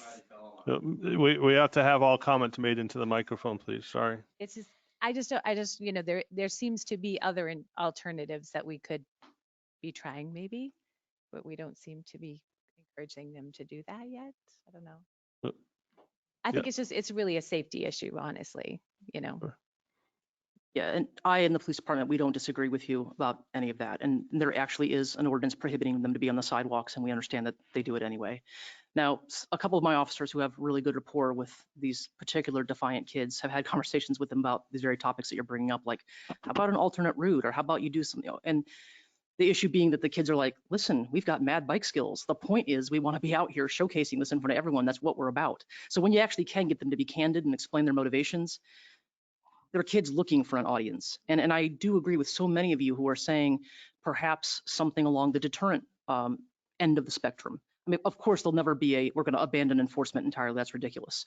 But I really do think that perhaps with all the comments that we've had tonight, that I hear a lot of people saying we're looking for other options. We're looking for deterrence. And I think that, they're not necessarily bad kids because they do some bad things. I think they have their motivations. And if you're interested in what it is they say, I can tell you that in talking to my officers about this, that's what the kids say, that, listen, we work hard to, master these bike skills. We're pretty good on these bikes. And we really want the attention of showing it off. And that's what we're all about. Now, they're not always, they don't always say it the way I just say it. But a lot of cursing in there sometimes in between all that thought. Right. But I mean, that's at the heart of the motivation of at least some of them, is that they want the audience, and they know that by acting out and by doing the things that you all are opposed to, that they're getting your attention. Absolutely. So we just got to find a way for these kids to get the attention that they desire in a more positive way and that doesn't endanger them. Yeah, it's not a positive thing when it's high traffic volume through Main Street, and it's just not safe. So Agreed. I fail to see that is somehow acceptable on anybody's part, when the potential for endangering these kids is very great, because the emotional scars to someone who does something accidentally is probably never going to go away. If you could pass that to the person right behind you, please. Hi, my name is Debbie Kiley, and I live at 78 Silver Lake Road, apartment 1. Do we have anything in Tilton like maybe, or is it feasible maybe to do a police explorer kind of program and recruit these kids and they can patrol Main Street? We did formerly have a program. I think that just in the course of the last couple of years, when there's been a lot of personnel changes and maybe a little bit of, just instability that comes along with that it kind of dwindled away. But there was formerly, I believe it was formerly a police explorer program, then it got changed to a different, the BSA, the Boy Scouts of America, runs the explorer program. Back in my youth, a long time ago, I was an explorer. That's how I started out. Great program, but I think along the way they ended up transforming it to another program. Yeah, and so just in the course of a lot of changes in the department, I think that program fell away. I'm not sure if that's something that would appeal to these kids or not. Like I said, some of them are more approachable than others. Some of them are just flat out defiant. So certainly something that has already crossed my mind and something worth exploring. I agree. It may not appeal to the kids immediately that are causing the trouble, but the good kids like that kid that spoke, the kids that are obeying the rules and being respectful and all that kind of stuff, they might get into it, and through word of mouth, the troublemakers might decide it might be fun. So I was just thinking. Very positive thing. I was in that Thank program for you. many years myself. Thank you. How are you? I'm Alan Powell. I own Tilton Inn. I do not live in Tilton. I live in Samberton, but my business, like this lady's here, is in downtown Tilton. I am one of the pedestrians on Main Street that have been hit by these kids. I had another situation right in front of my restaurant inn where I stopped, put my arms up to protect myself as these kids went down the sidewalk on wheelies. They did not hit me that time. There is going to be a time when somebody walks out of Mr. Mansfield, this lady's store, my restaurant, who might be 80 years old, climb down my steps, step off into the sidewalk, which is supposed to be a pedestrian safe area, and get totally wiped out by one of these kids. Who is liable? Simple question. Who is liable there? Is this elderly person who walked on the sidewalk liable for hurting this kid when they're sprawled out on the sidewalk? Is the town liable for allowing these kids to ride on the sidewalk on their back wheel? And they are all very, very talented kids. I'm not going to take that away. Some of them, to be able to ride a bike on the back wheel and balance it it baffles my mind. Something I never mastered. But somebody is going to get hurt. And this lady right here said that person that hits one of those kids, God forbid, kills them or maims them terribly, will have to live with that scar when that kid did a U-turn or a 90-degree turn on their back wheel in front of a car. So, I'm just fearful for somebody getting hurt. Other than the kids, I would hate to see any of those kids get hurt. But you've also got to look at the residents of this town, that if one of those kids do get hit and hurt, that scar is going to live with that person for the rest of their life. Correct. Thank you, Alan. If you want to pass, did you? I just wanted to say something. Sure, just, yep. My name's Amanda LaTulip, and I live at 25 Cornerstone Road in Northfield. But like most Northfield residents, we have to go through Main Street to go anywhere, to get anything. I have also witnessed these individuals when I pick up my son from high school, or when I have to go to Union Sanborn to pick up my child from elementary school. But I understand school is not in session. However, summer school is still going on and other events. I just really want to say I really like the fact that some individuals here are really trying to push restoring the sense of community and trying to support these individuals in finding alternatives. I think that's a bigger discussion to be discussed, but I think it's definitely a good, healthy start. I work in the mental health field, so I'm very familiar with this. And I understand there's great programs like Dawn at the Youth Assistance Program that can help make connections with these individuals as well. And I think that one thing to be explored too is looking back at Northfield, Tilton, use the Pines Recreation Center, and they used to have a teen group, and we don't have that anymore. you know, the die down interest. So like there's a lot of programs out there. There is still Boy Scouts available. And so, I mean, but again, of course, kids not gonna be like, I want to be a Boy Scout. I want to go pop wheelies. I totally understand that. I'm a mom of boys, you know. But I think that there are organizations, there's a community piece that needs to be explored elsewhere as healthy alternatives that will allow them to showcase their skill sets. Thank you. We have, oh, in the back corner. Oh, wait, did you have, yeah. My name is Bernard Chapman. I live at 22 Winter Street, Tilton, New Hampshire. I believe there is an ordinance on the books right now that says no riding bicycles from railroad crossing to railroad crossing, but they may walk their bicycles through the street. And the alternative is to go up School Street, down Academy Street, and then back onto the Route 3. I believe that's still in effect. Yep.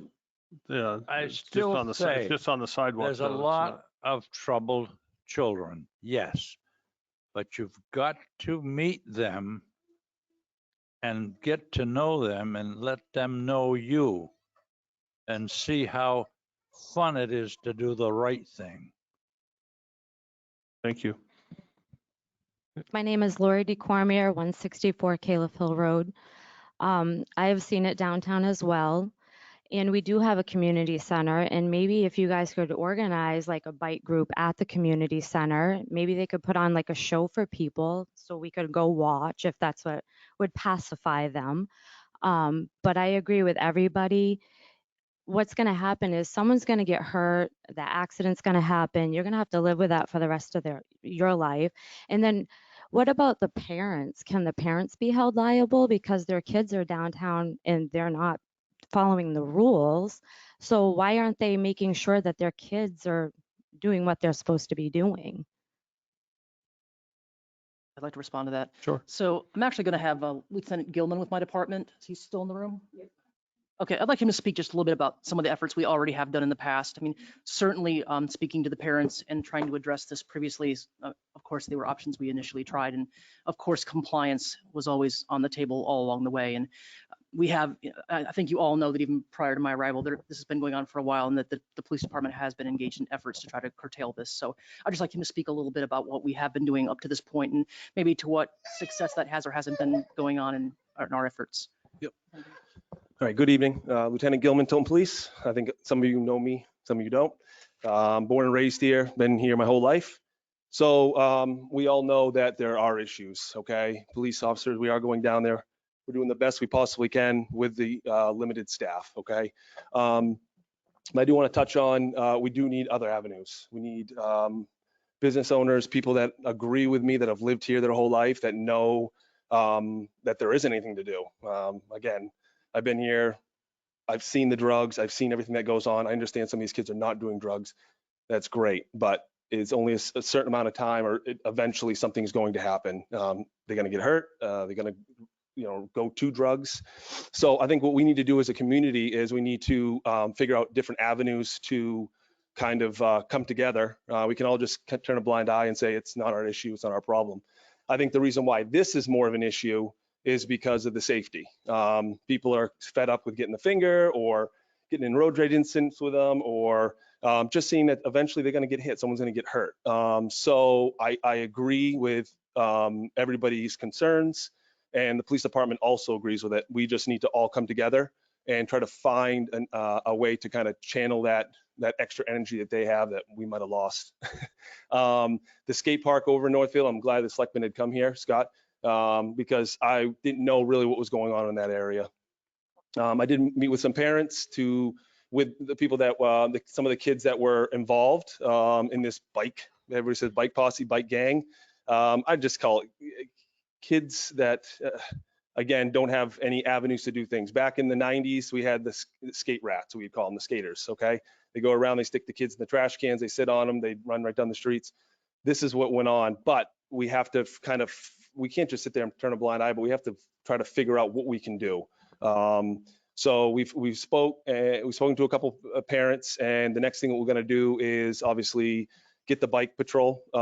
We've had that with the police department. Right now it's the staffing again, and everybody takes vacation around June and July, and that's no excuse. Okay, we need to get more downtown. I mean, we were at closer in town. Now we're a little bit further. We're trying to work with that. That's kind of a different thing for us. So we're gonna get the bike patrol downtown. We're gonna try to get everybody. If we're seen and we can relate, or they see us there driving around in our bikes, they can also maybe curb some of the things that they were thinking they were going to do. So those are kind of the avenues that we're going with right now. This is why this is a great chance to everybody to speak. I'm back there taking notes.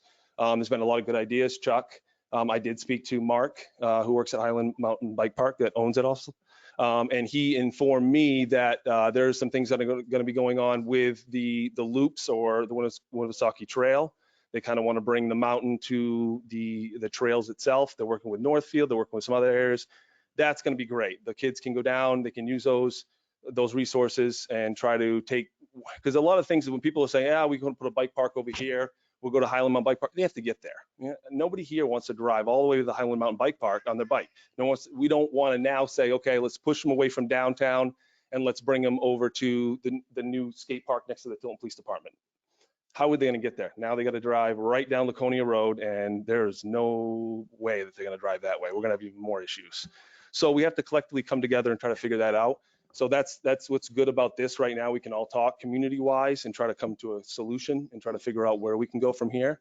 So the police department's only one part of it. Everybody else, you guys see it. We can't be everywhere all the time, and we're sorry we can't be here all the time. We can use the resources as you guys as everybody here, their eyes, their ears, cameras. I know Mason is here somewhere. And he has plenty of cameras that we can kind of monitor, as in if there's an issue downtown, we can tap into those. But we just all need to work together and try to get a common goal to find something for these kids to do, because there's never been anything to do. Again, the rec center in Northfield is good, but when I grew up, I grew up in Winnisquam, but I did go to Franklin, but I did a lot of sports in Franklin. And I did basketball. I did all the rec sports. I went to the camps, the summer camp. You got to give them those outlets. If we don't have them, then what do you think they're going to go off to? So anybody have any questions for me at all? Yeah. What about if we offered like a bus to pick the kids up at the Pines and give them a bus ride up to Highlands, and then they could do some mountain biking up there, do what they need to do, or just, maybe even if a small fee to cover the cost of the bus, if they could go, maybe bring them to Laconia Bike Park, almost plan like field trips for them, have them go to the community center, arrange the ride, because maybe they don't have the ride, they don't have the means for that. But if you made it affordable, maybe it would give them an option and an outlet. Yeah, that's a great idea. We've actually, when I talked with Dawn, that's what we were speaking about, was trying to find somebody that could use a bus. I know Pat does it for the senior center. But yeah, there's avenues to do that, to try to get transportation to those areas. But most of it is right downtown. So if we can try to work with that in that area, but that's always an option. And that's probably what we're going to have to do if we're going to try to push them away from the downtown area. Go ahead. We have to have the microphone, sorry. Kristen Vaughn, Silver Lake Road again. You guys have done a really great job explaining all the issues surrounding why a lot of us feel that there wasn't any enforcement going on. So I think that's great. My question now is, a lot of conversations are having about what possibilities, what things we can do. I don't know, can we get together some sort of group for those from Tilton, Northfield, maybe some police department members, and maybe get together with Dawn too about the program she was having? Is there somewhere we can all, whoever wants to get involved, volunteer to bring the community together, both communities together? Yeah. Well, we'll have a follow-up meeting. I'm sure the chief is getting lots of information into this, so she needs a little time to absorb it and kind of. But it's a great idea. It's something that's been in the back of my head, but there's lots of different avenues, and I mean, I've been taking notes I have 3 pages of notes from this tonight. It sounds so- like there's community members from all sides, Yeah. Mark, the police Yeah. department, everybody. So those are some really good people to put together. And one of the purposes of tonight was to gauge that, to get an idea of, where you all were in your thinking. So that was one of the purposes of tonight, was to try to determine, first of all, what was it that you mostly, a law enforcement agency really needs to reflect the will of the community that it's policing. That's a major important function in regards to community policing, is that we need to police you in the manner in which you believe you should be policed. So I wanted to come here and hear what you had to say about how you felt about the kids. And I think actually there was a lot more support for their plight, if you will, expressed tonight than I expected. I thought there would be a great deal more anger and bitterness and desire for heavy-handed enforcement. And this is not to say that this is me saying we're going to back wave enforcement. Of course, that's not an option. But I think there's a lot more support and a lot more empathy for the kids than I expected to hear. So I'm really glad we did this so I could get an idea of how to move forward. And a committee of interested community members, business owners and such who want to start helping with this issue was something I was kind of in the back of my mind on the table all along. And I wanted to hear what people thought, if that would be something you'd be interested in participating in. And as many of you as have come forward and say, we want to help, we want to do something, just maybe we just need organization. So I think that in moving forward with my plan on how to address these issues, a committee of interested people informing options for these kids is something that's a foregone conclusion. So I look forward to communicating with you all again about this, but I want to again thank you so much for all that you've had to say, because this is what I needed to know before I could determine what was the best way to address it moving forward. And you've all been so helpful in that way, and I appreciate how much how you've gone out of your way to express your feelings about this. Thank you. Thank you. So I'm also on the Pines. You have to repeat your name again. Oh, I'm sorry, Scott Haskins, Northfield, 132 Concord Road, Northfield. So that's a great question you had about a bus from the Pines. I know one of our most difficult thing to figure out at the community center as a board member is trying to find something to do for the teenagers. That's all we heard from the past selectmen over in Tilton, as well as on Northfield side. And it's hard to come up with an idea for teenagers. We've had a few ideas. Again, 3 or 4 sign up. Sometimes it's not worth the money versus the expense to go out and do the items that the teenagers wanted to do. But I'm going to bring that back to the board. I think that's a fantastic idea with the bus, shipping them up to, I don't say ship them up, but give them a good swift kick up to the Highland Mountain. But just like the Drews and a few other folks here that it's basically the same group of people that help out and volunteer. I see a lot of new faces I don't recognize, and I hope these faces come out and help out, volunteer. I mean, we all say, yeah, I'll help out. When the time comes, it's basically, I hate to say it, the same group of people. So hopefully we can all get together, figure something out. And on a side note, the Surratt Park and the Northfield side, I know it's Northfield and this is Tilton. Sometimes the river splits the difference. John Silly here was also on my committee, the Open Space Committee, with ideas what we could do with Surratt Park. And for folks that don't know, Surratt Park is where the skate park is. That all open field. A lot of times back in the day, the football folks would use it, football kids. I'm on a committee with my wife and Julie Petty and a few other folks for the softball field. We plan on get the ball rolling for a softball field down at Surratt Park. It's more or less approved. Julie Petty came into the select board last Tuesday, I think, and she got approved for the works of a handicapped playground, adapted playground, as well as we're in discussion of a dog park.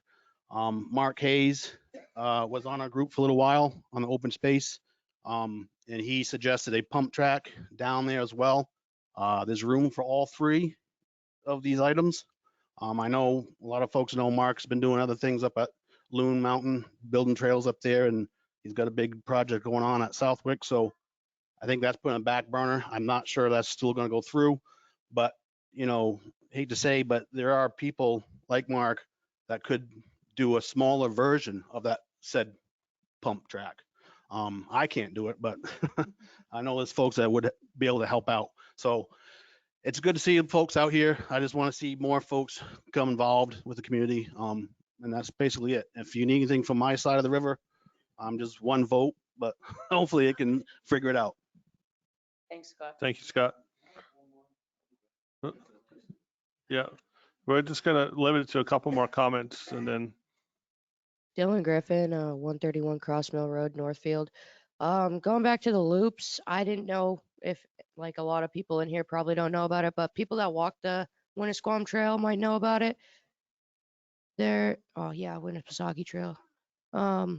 It was there for a while, and I only got to enjoy it for a little bit, like a month or two, because I just recently, like this year or last year, was able to go out on my bike and ride around and hang out with friends, and then someone took it down again. You guys did? Oh, okay. That's really all I had to say. It wasn't me personally that shut it down, so I don't want you to start egging me. yeah, This is John. Scott Haskins again. The reason why we did that is because we don't know who they are, but some folks, kids, went down there, cut some trees down with a chainsaw. So that wasn't a safety issue.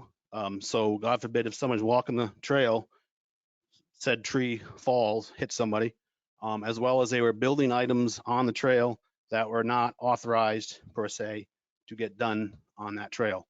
And they also were doing some bad things down there as well. So again, like I said before, it sucks for the good kids that this happens, because I know there's a lot of good kids, and it just seems to be the worst last couple of years. Maybe they're going to grow up and drive cars, and we have to begin with something else. But that's the reason. thank you. Any other, I'm gonna go jump back online while we pass the microphone. Is there anyone online that would like to make any comments?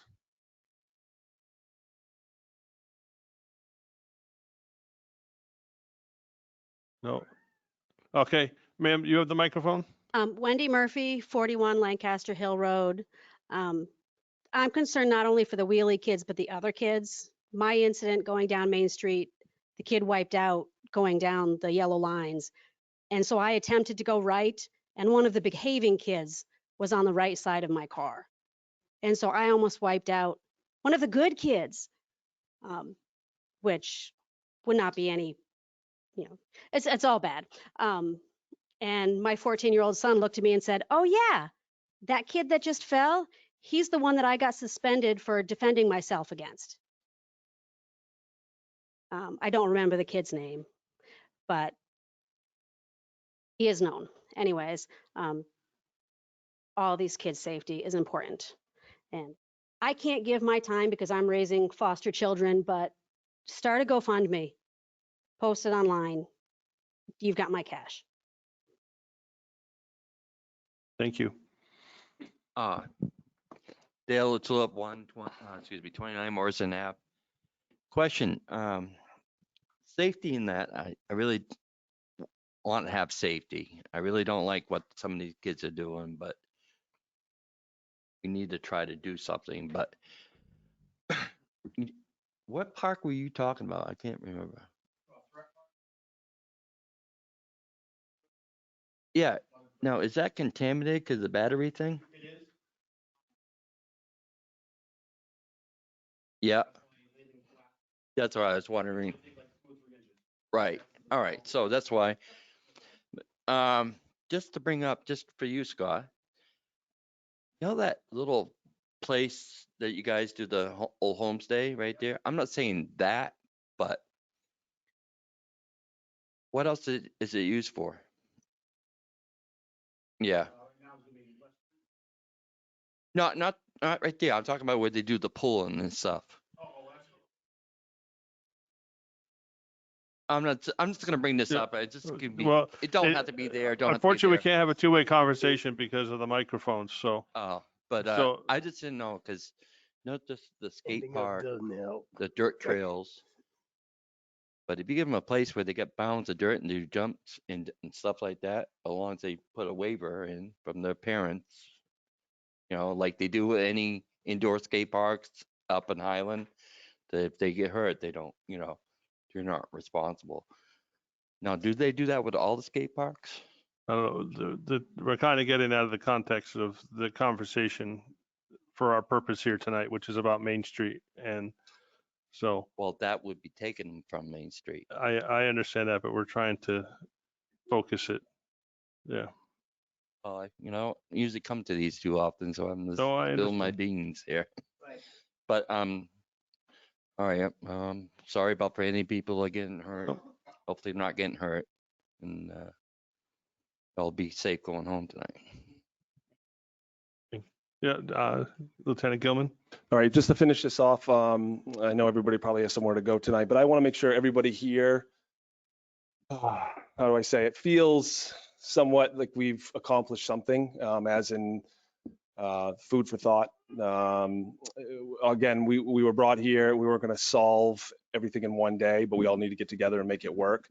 So the chief and I are going to get together, and the other officers, sergeants, and try to come up with a plan with all the things everybody said about the downtown not being on the sidewalks, obviously the violations. We need to go other avenues and try to figure out how we can curb those things.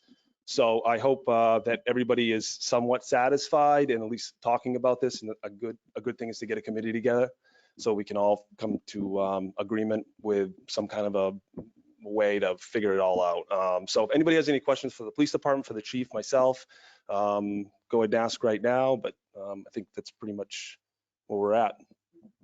All right. Yep. Thank you. You got to have a microphone. Sorry. And Chuck Drew, Clark Road, Tilton. Just my question is, you're looking for security downtown and proof of things. I'm not sure what the legality is of maybe having a camera downtown, just so pedestrians don't have to try to video things. It would be a way of the police department to monitor things downtown. I'm sure there's legal ramifications, but that was a question. I'll let Steven speak on that. The issue, excuse me, the issue still comes back to we would need. So the rules of evidence require me to create a foundation as to how we obtain that evidence. So we would have to have a complainant first, and then we could utilize that video. And in order for us to use that video, again, it comes back to if we're only doing a violation or a town ordinance level offense, we have to show prior habitual, consistent, repeated conduct in order to bring that charge. I mean, the cameras are certainly useful. It just creates an extra step when I present evidence in court. Thank you.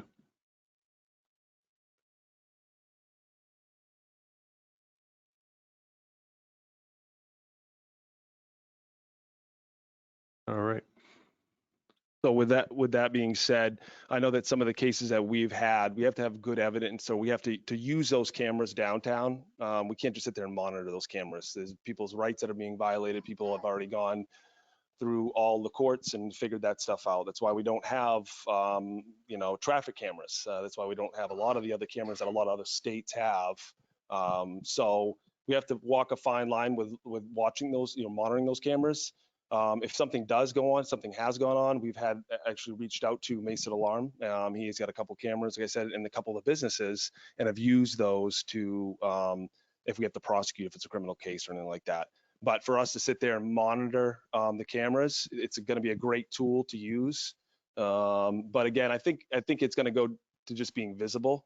Having that bike unit downtown, which is huge. Just our bike unit is like about 4 or 5 officers that are certified for that. So I think that's going to help a lot to get us downtown and be there instead of just a cruiser going by, because once we go by it, that's that. So I think that's going to be huge, but anything's going to help, and we will use the cameras if we have to. I know we had them at Riverfront Park. We had a couple in the other areas downtown. So. All right. Well, I guess we'll wrap this up, I guess, so to speak. As we said, there's not going to be any decisions made tonight, but we got a lot of information that the chief just smiled at me, so that's a good sign. There's been a lot of positive things said tonight, a lot of great ideas. We had to build that momentum. So stay tuned, as they say, and we'll see what happens. So at this time, we'll close the public hearing. And thank you all for coming. If you'd like to stay for the rest of our meeting, please feel free. Thank you very much. Come on, no pushing now. I'll run. It's scrambling to get out the door.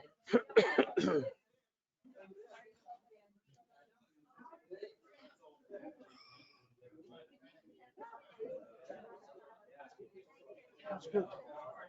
That's good. You want a screw? Screw Fell out of somewhere. Probably a blind is going to come crashing down at some point.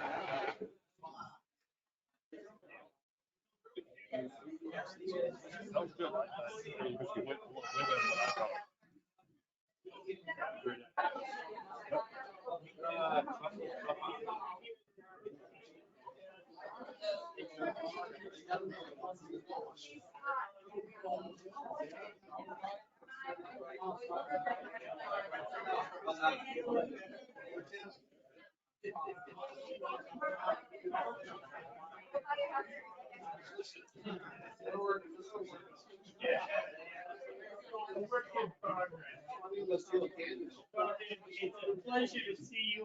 Yes. Plumbing on this side of the street. You got some good chocolate over there. Where you guys go for full fight? That's all I need.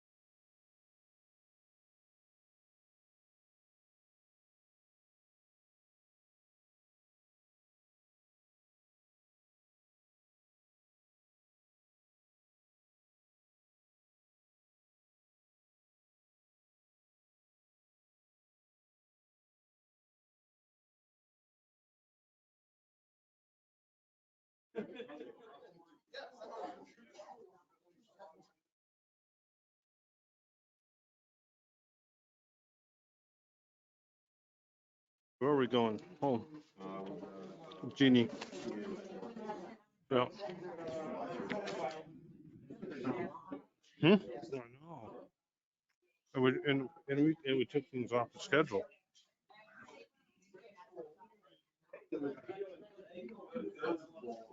Mm-hmm. Yeah, but I still like you right now. Bourbon. Bourbon, maybe. I know. All right.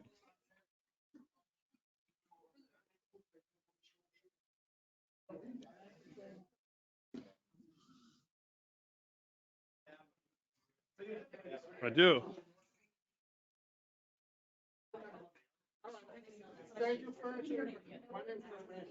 So, so I lost my board. I don't know where they all went. I think they all went to take a pee break.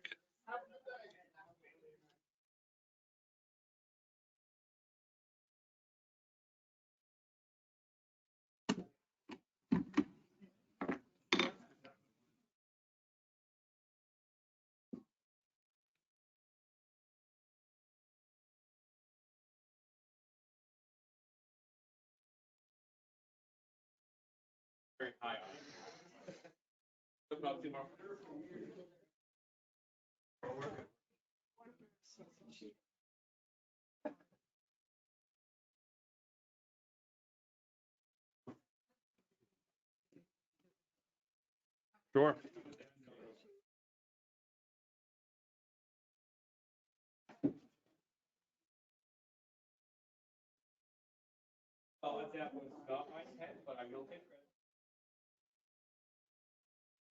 What's more chocolate? Oh my I've God. already eaten way too much chocolate. I'm gonna start convulsing. Yeah, let's do the yours quickly. I We're heard about you were to- looking for Mr. Goodbar. Mr. Goodbar. There you All right. go. All right, we're gonna move on. Next on our agenda is the town administrator's report. We would do the chiefs, no? We have people here, so we're gonna, Oh, no, let's I don't do wanna that. invite them and then kick them out. That's true. That's true. We have an audience. That's very excellent. Well, they didn't know that they're chained to the seat, so. All right, so moving right along, we have the, yeah, No, that was the middle table one. that was the middle table. And say, they walk out with your microphone? Abe stole it. Yeah, there you go. We'll start up. So we have Jeannie Forrester up next. She's going to give us her weekly update. So Jeannie, the floor is yours. And we're still recording, right? Okay, thank you. So you all received my weekly update. There are a couple action items I want to go through with you and get some direction. First, the town clerk tax collector vacancy. As you saw from my notes, we have an appointment. The selectmen do make the appointment to fill the vacancy. I've spoken to the deputy town clerk tax collector who advised that she's not interested in filling the vacancy. The current town clerk tax collector has someone she'd like to recommend to the board and asked for me to schedule a meeting with the selectmen to meet that candidate. So at your direction, I will schedule that meeting for non-public because it is an appointed position, not elected, and therefore it meets the requirements of meeting a non-public. All right. Would you like me to set that up? Yeah, I guess this consensus of the board is. Yes. Yes. Set that up Okay. and we'll. All right. Next item, retirement benefits for the town clerk tax collector. Again, because this is an elected position, it is a discussion we have in public, not non-public. Per our handbook, for 20 years of service, an employee will receive 20 days of paid time off. our town clerk tax collector is an elected official, but has been treated like an employee. By that, I mean has received all the benefits eligible to other employees. So I really wanted to find out what the board would like to do. I did check with NHMA. They said, they advised that an elected official is not eligible for, is not a town employee and so is therefore not eligible for those benefits. However, I think if this board wants to make a decision to grant her those 20 days, there's no law against it. It's just not you're required to, by law, to give it to her. So really want some direction from the board on how you'd like to move forward with this. Now, if you need to think about it, we can come back to it. I mean, she's not leaving until October 1st. So I'd make a motion to pay her the 20 hours because we have treated it's her. 20 days. 20 days, I'm sorry, 20 days. We've treated her with paid time off and so on and so forth, which we would for at least the 20 years that she's been a town clerk tax collector. So, and she's gotten paid time off and received all the benefits and she's abided by the employee manual according to an employee and so on and so forth. So I would make that motion. Motion on the floor. Is there a second?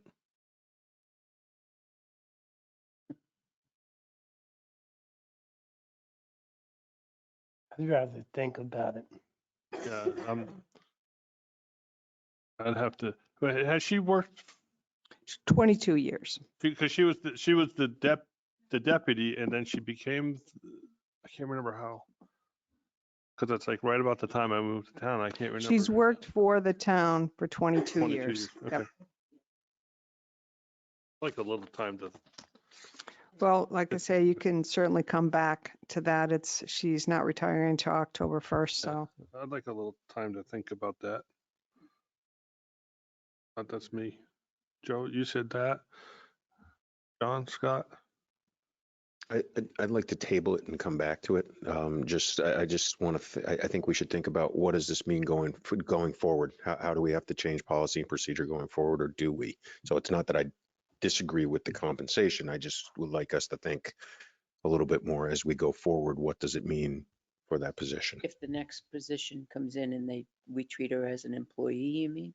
Paid time off and all? Yeah, I mean, versus elected. I just think if we just think about it a little bit, where does it go? Do we need to rewrite, et cetera, in the future for that stuff? So she's done a wonderful job. Let's not discount that at all.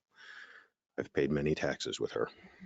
I think if we're going to do that, just as a side note, if we're going to do that, we need to think about that and think about it before this other person leaves their position, thinking that, for 20 years we've done it this way. And if this board thinks that they're going to change that, we need to give that person a heads up and say, hey, this isn't going to be done anymore.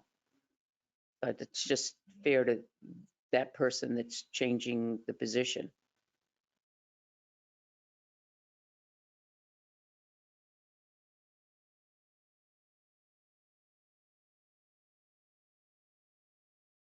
There was a motion on the floor. I don't know if. No second. There was no Nobody second. Seconded it. All right. Nobody seconded. So the motion failed. Right. Okay. Not, I think the consensus is to table Okay. it, give us time to think about it. So is there any other additional information that I can provide to you that would help you make a decision one way or the other? Is there anything, you don't have to answer that now, but if, as you leave here tonight in the next couple of days, if there's questions you have, send me an email, information you'd like, then I can put that together to help you make a decision.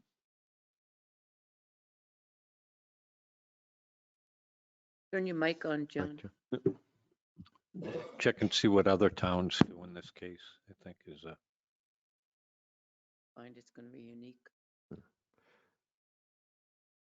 Yeah, I'd like to, Town clerk tax collector position. Scott? Yeah, and Jeannie, as I had said, just what does this look like for us going forward with that position, and what the compensation would be in the future? precedence, I guess. Yeah. And setting where does precedent. that money come from? Because it's not in her budget. It wasn't figured in at the beginning. Correct. It was not. So Well, where what did- does she get when she leaves? I mean, if she stayed, you've planned paid time off for her already, right? It's an additional 20 days that was not planned for. Out of the budget, Correct. I see. All right. I will get that additional information for the next time we meet, or I can provide that to you. Yeah, Did I next time we meet, give everyone a week to think Okay. about it. if you get that information and send it out, that gives me a few extra days to consider. Okay.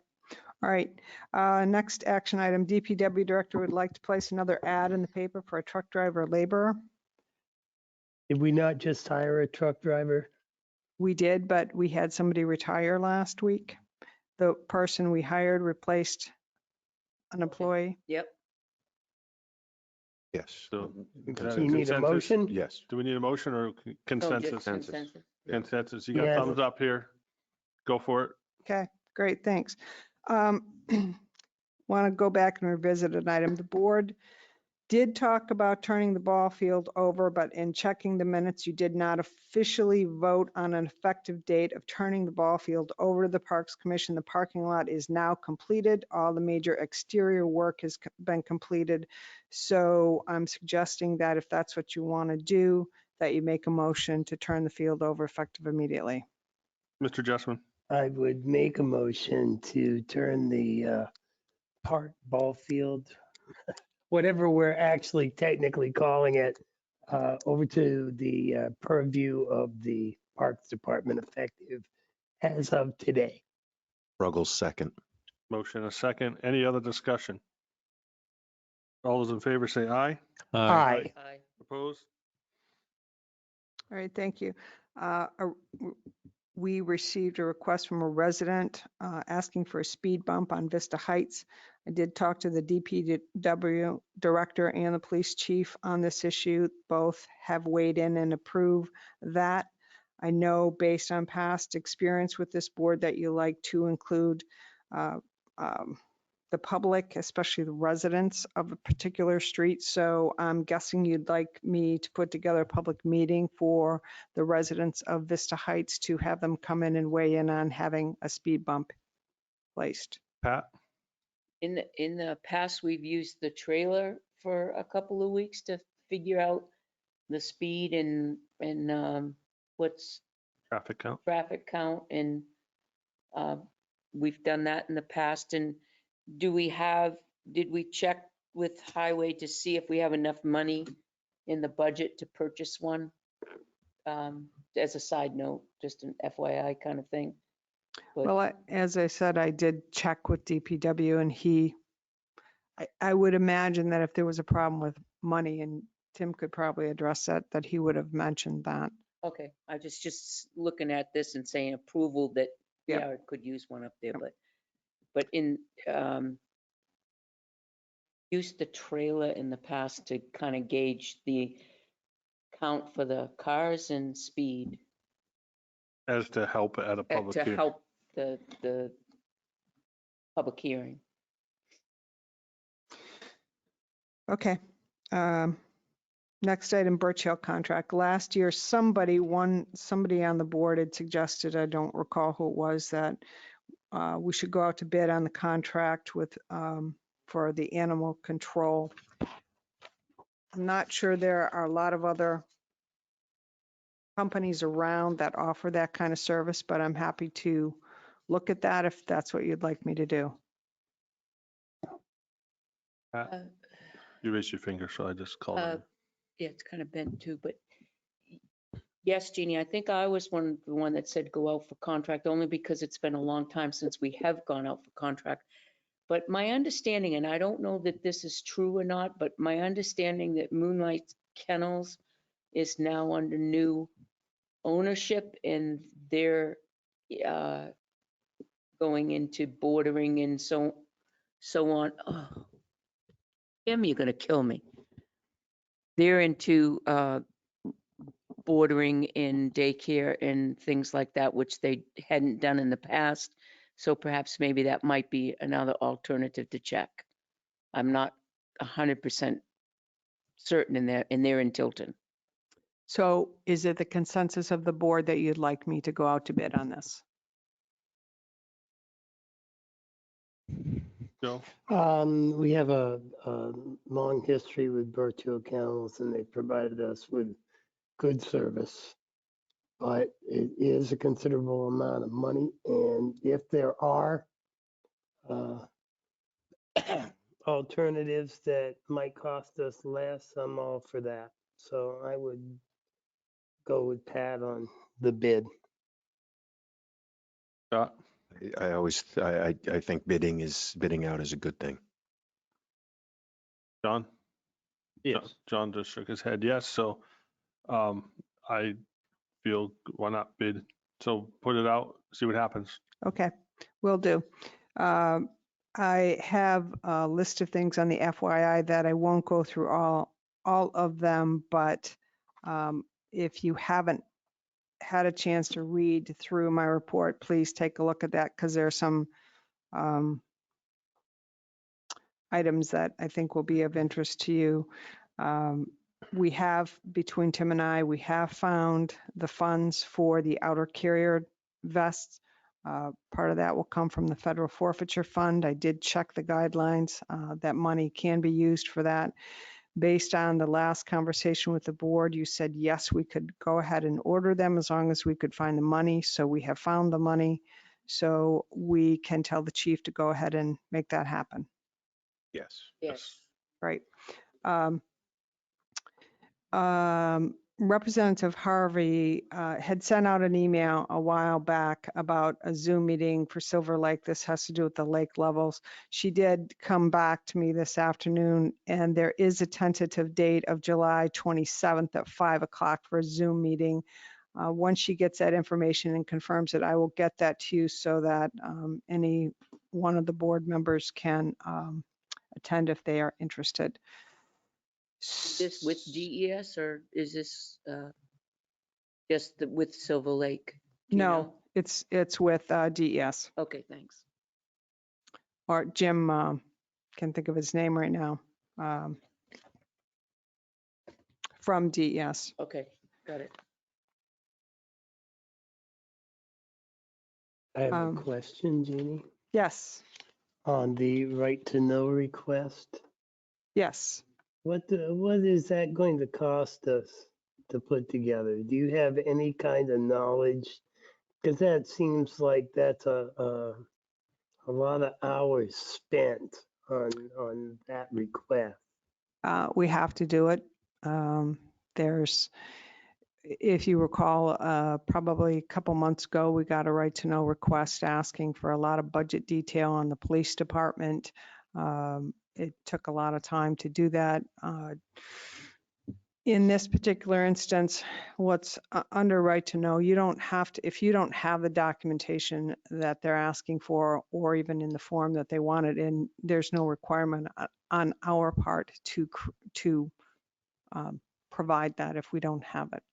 So there is a lot of information they're asking for, and our human services director, I would expect, is going to be very busy pulling all that together.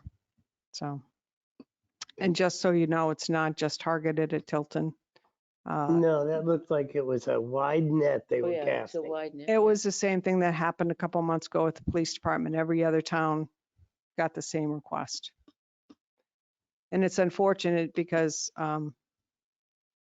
it does put a big burden on the communities to get that information, when a lot of times they don't even follow No up. specific end. Well, they don't even follow up after you've put it all together. So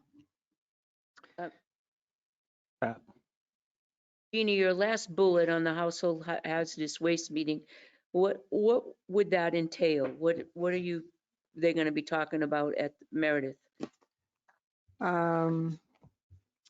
so they're going to be talking about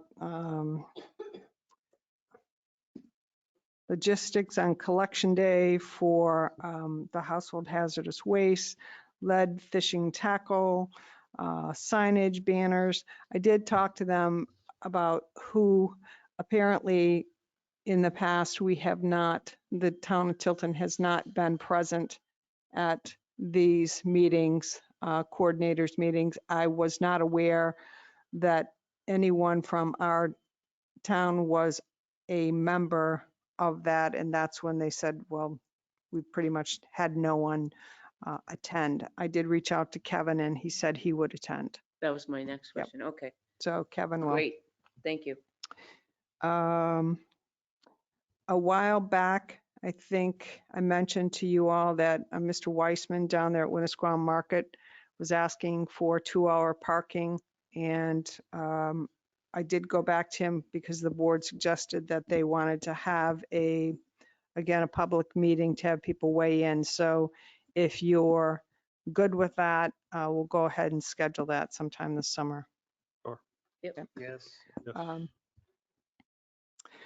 I think probably in August, you did look at one set of non-publics tonight. In August, we'll start regularly going through the non-publics. One of the things that is not on here that I wanted to talk to you about was for the next budget. I'd really like, if you remember one of the reasons I was hired 2.5 years ago was economic development for the community. Part of economic development is really beautification. We are going to have a plan New Hampshire charrette now in September 24th and 25th, but really want to come up with some kind of suggestions for beautification in the downtown, starting with small areas and building in from the outside of the downtown towards the inside of downtown. So one of those is Timetable Mabel. We've got Kevin working on trying to create, the water fountain to get that moving again and working. And I want to investigate the idea of getting businesses to sponsor beautification sites. We do that in Meredith. So maybe there's a landscaping company that would take on Timetable Mabel area, beautify it. We make a sign, we put it up, giving them the promotion that they've sponsored this site. The True Green accident site where we put that really nice fence up, and Kevin is going to be putting a walkway. I'd like to investigate what it would cost to put conduit in for electrification.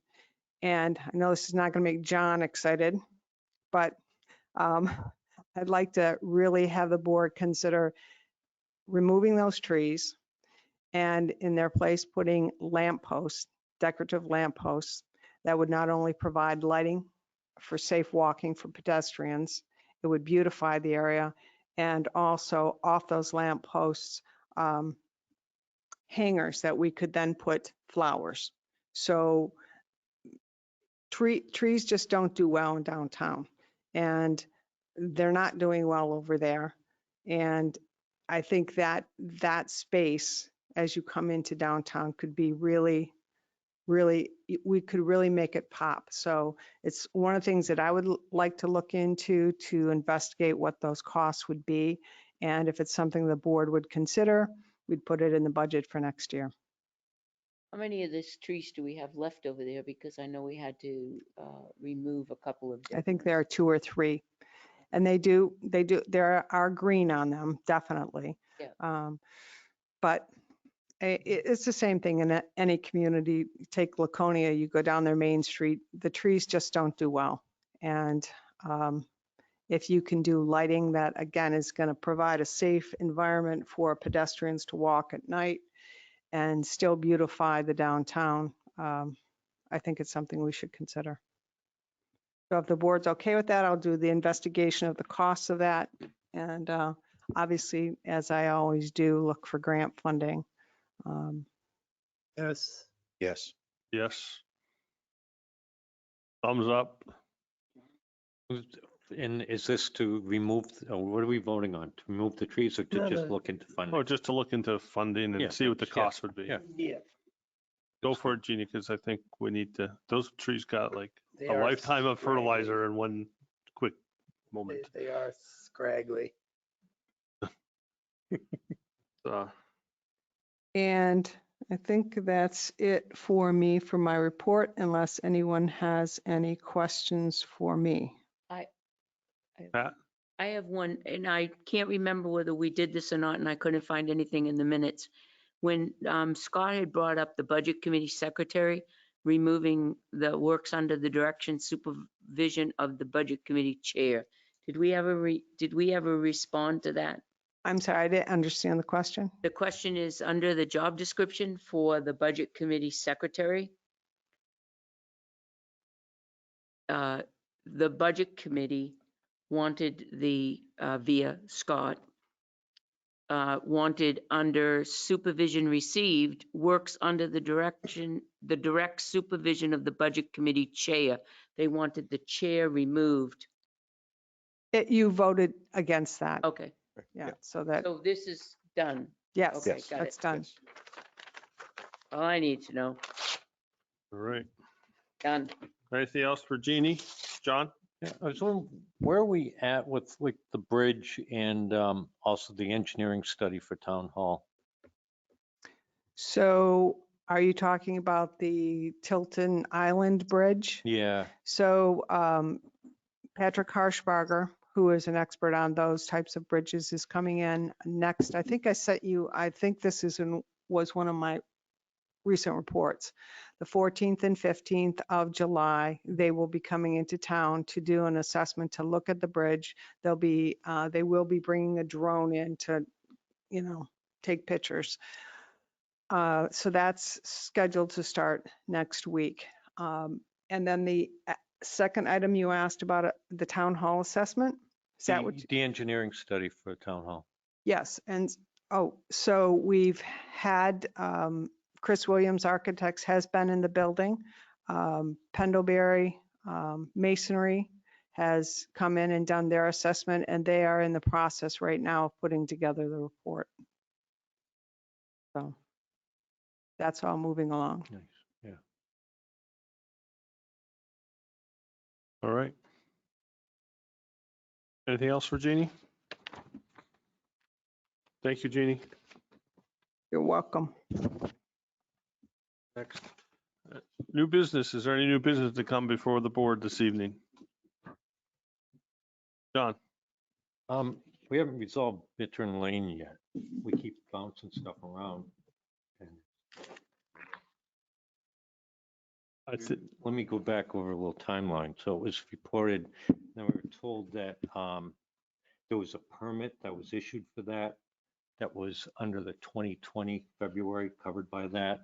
It turned out it wasn't on that. And then we said it was pruning some branches, and turns out it was more than that. Then we were told, no, it was actually covered under the shoreline, but shoreline is only for things over 10 acres.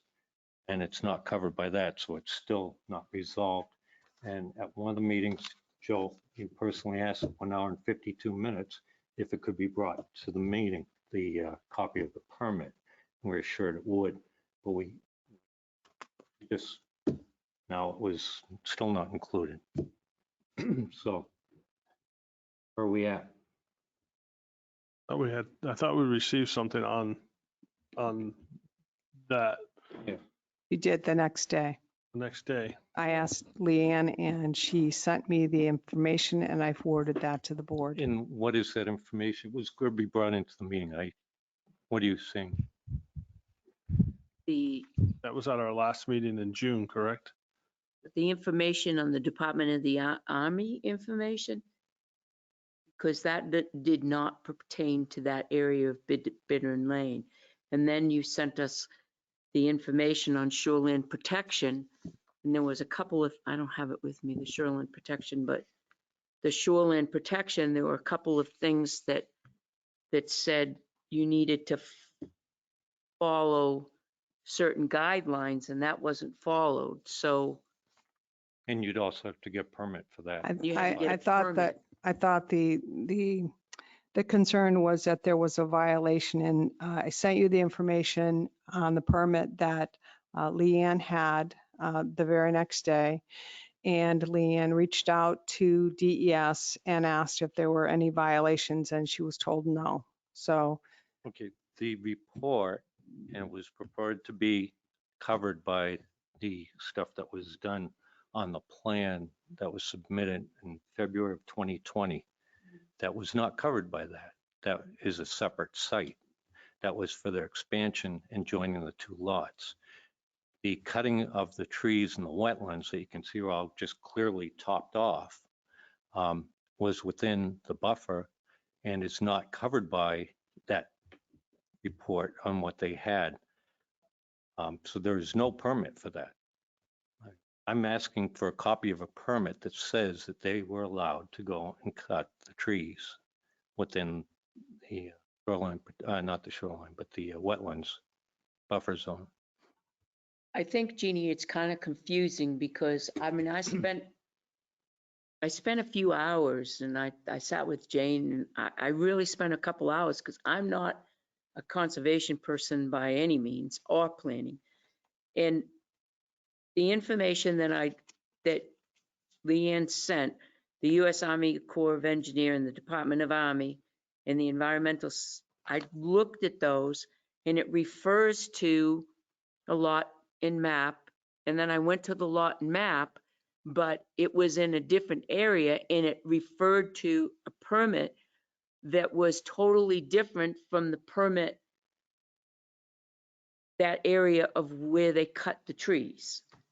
So then when you sent the shoreline protection, that's when I said, okay, well, it's done. But when you read it, it says you have to, I wish I had it in front of me. I'm And sorry, I didn't know if it was going to be brought up. and I tonight, didn't know either, else I would have brought the information forward. But my recollection of that, Pat, was it said that certain things, photographs and that sort of thing, needed to be provided if there was a violation found or if there was a violation issued, and there was not a violation issued by the DES, so they didn't require those things. That's my recollection of that data. But it said something about you had to take pictures and then you had to notify Right. before 5 days before you cut the trees or something to that effect. And I also asked Leanne if there was anything in our master plan or anything in our ordinances that addressed that. She said she could find nothing. We could find nothing. So Again, shoreline protection is for not that area. That's for over 10 acres. And in order to do it, you'd still have to file a permit to do that and this calculation. So is there a permit on hand for them to do that cutting?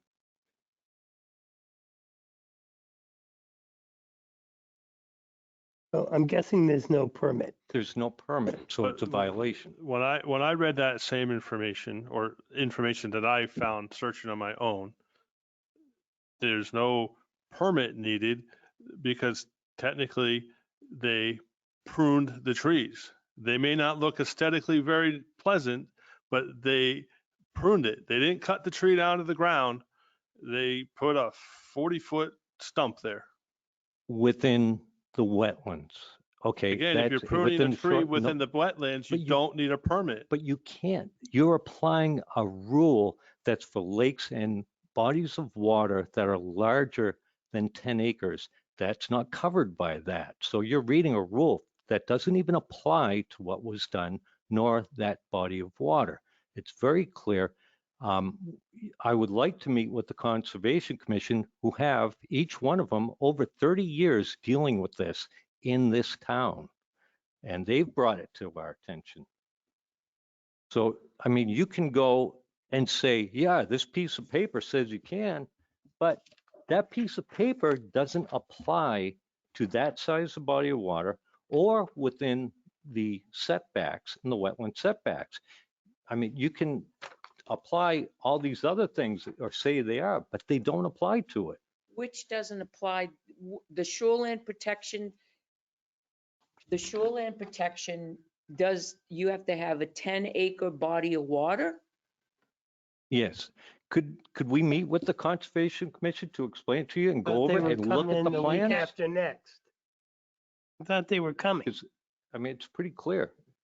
You know, these people, we appointed people to go and look after these things, the Conservation Commission, and we also have a land use coordinator and code enforcement. No, we have a building, well, no, we have a We do building. not have a code We have, enforcement. What's we have Danny? building inspectors. There's have a building nobody, I inspector. thought we were going and That's we another put subject in, to be dealt with. so we have no code enforcement in this No, town still. none. Didn't we expand that at one point? Mm. Her duties? No.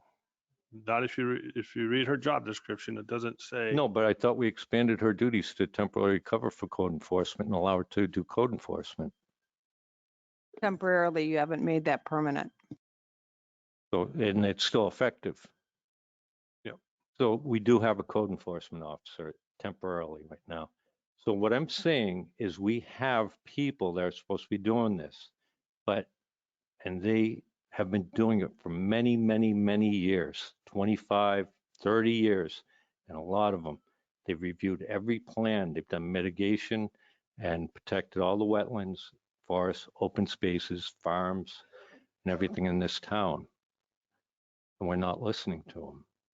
We're saying, hey, got a piece of paper from Army Corps of Engineers. Not what pertains to it. Let's talk to the people who know. If you don't know, ask the people who do, But people we appointed. let's ask the people that do, because I'm reading the shoreline protection and I can't see anywhere where it says the body of water has to be 10 acres or more, because this is what, Pat, are you on the New Hampshire Code of Administrative Rules? I'm- That, the PDF that was sent to us? Because I'm on it too. yeah, I can't find the acreage. that's what I'm on. But you're Acreage only statement. looking at a small section of it. I mean, we could spend a Okay. lot of time on this, or we can go and They're coming in, aren't they? Yeah, let's, They are coming in. Yes, So let's have them come in and address this it. is in the works. Because I would like to put this to bed. I am sick of dealing with bitter and lane, trust me. Yeah. And I want to make sure that we get it right. And can we have that put on the agenda? Yes, I don't think it's going to be next week. I think it's going to be the week after 29th.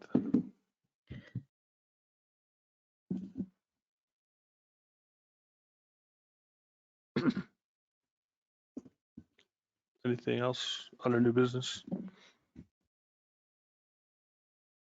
All right.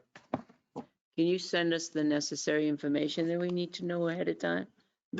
I have the I- shoreline I- protection, but if he's, if.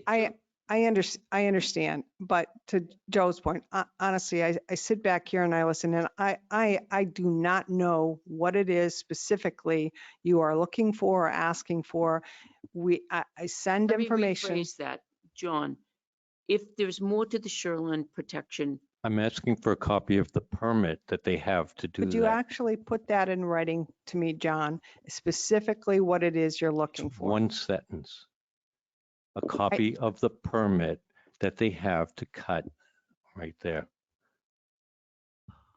okay. The reference that you have for shoreline protection, can you send me the link so I can read the rest of it? Okay. Yeah. If you just It's send us the link. 480. I didn't send you that. No, I know that, but you're saying that there's more to this. Kathy Mitchell sent a copy of the You're- shoreline protection. Yeah. You Yeah, said it was sent to all the Board of Selectmen. the whole have- link? You have I the things believe that it's the whole explain link, why it yeah. doesn't pertain. Okay, okay. Everybody I'll got look. it? I'll look. I didn't remember her sending me anything.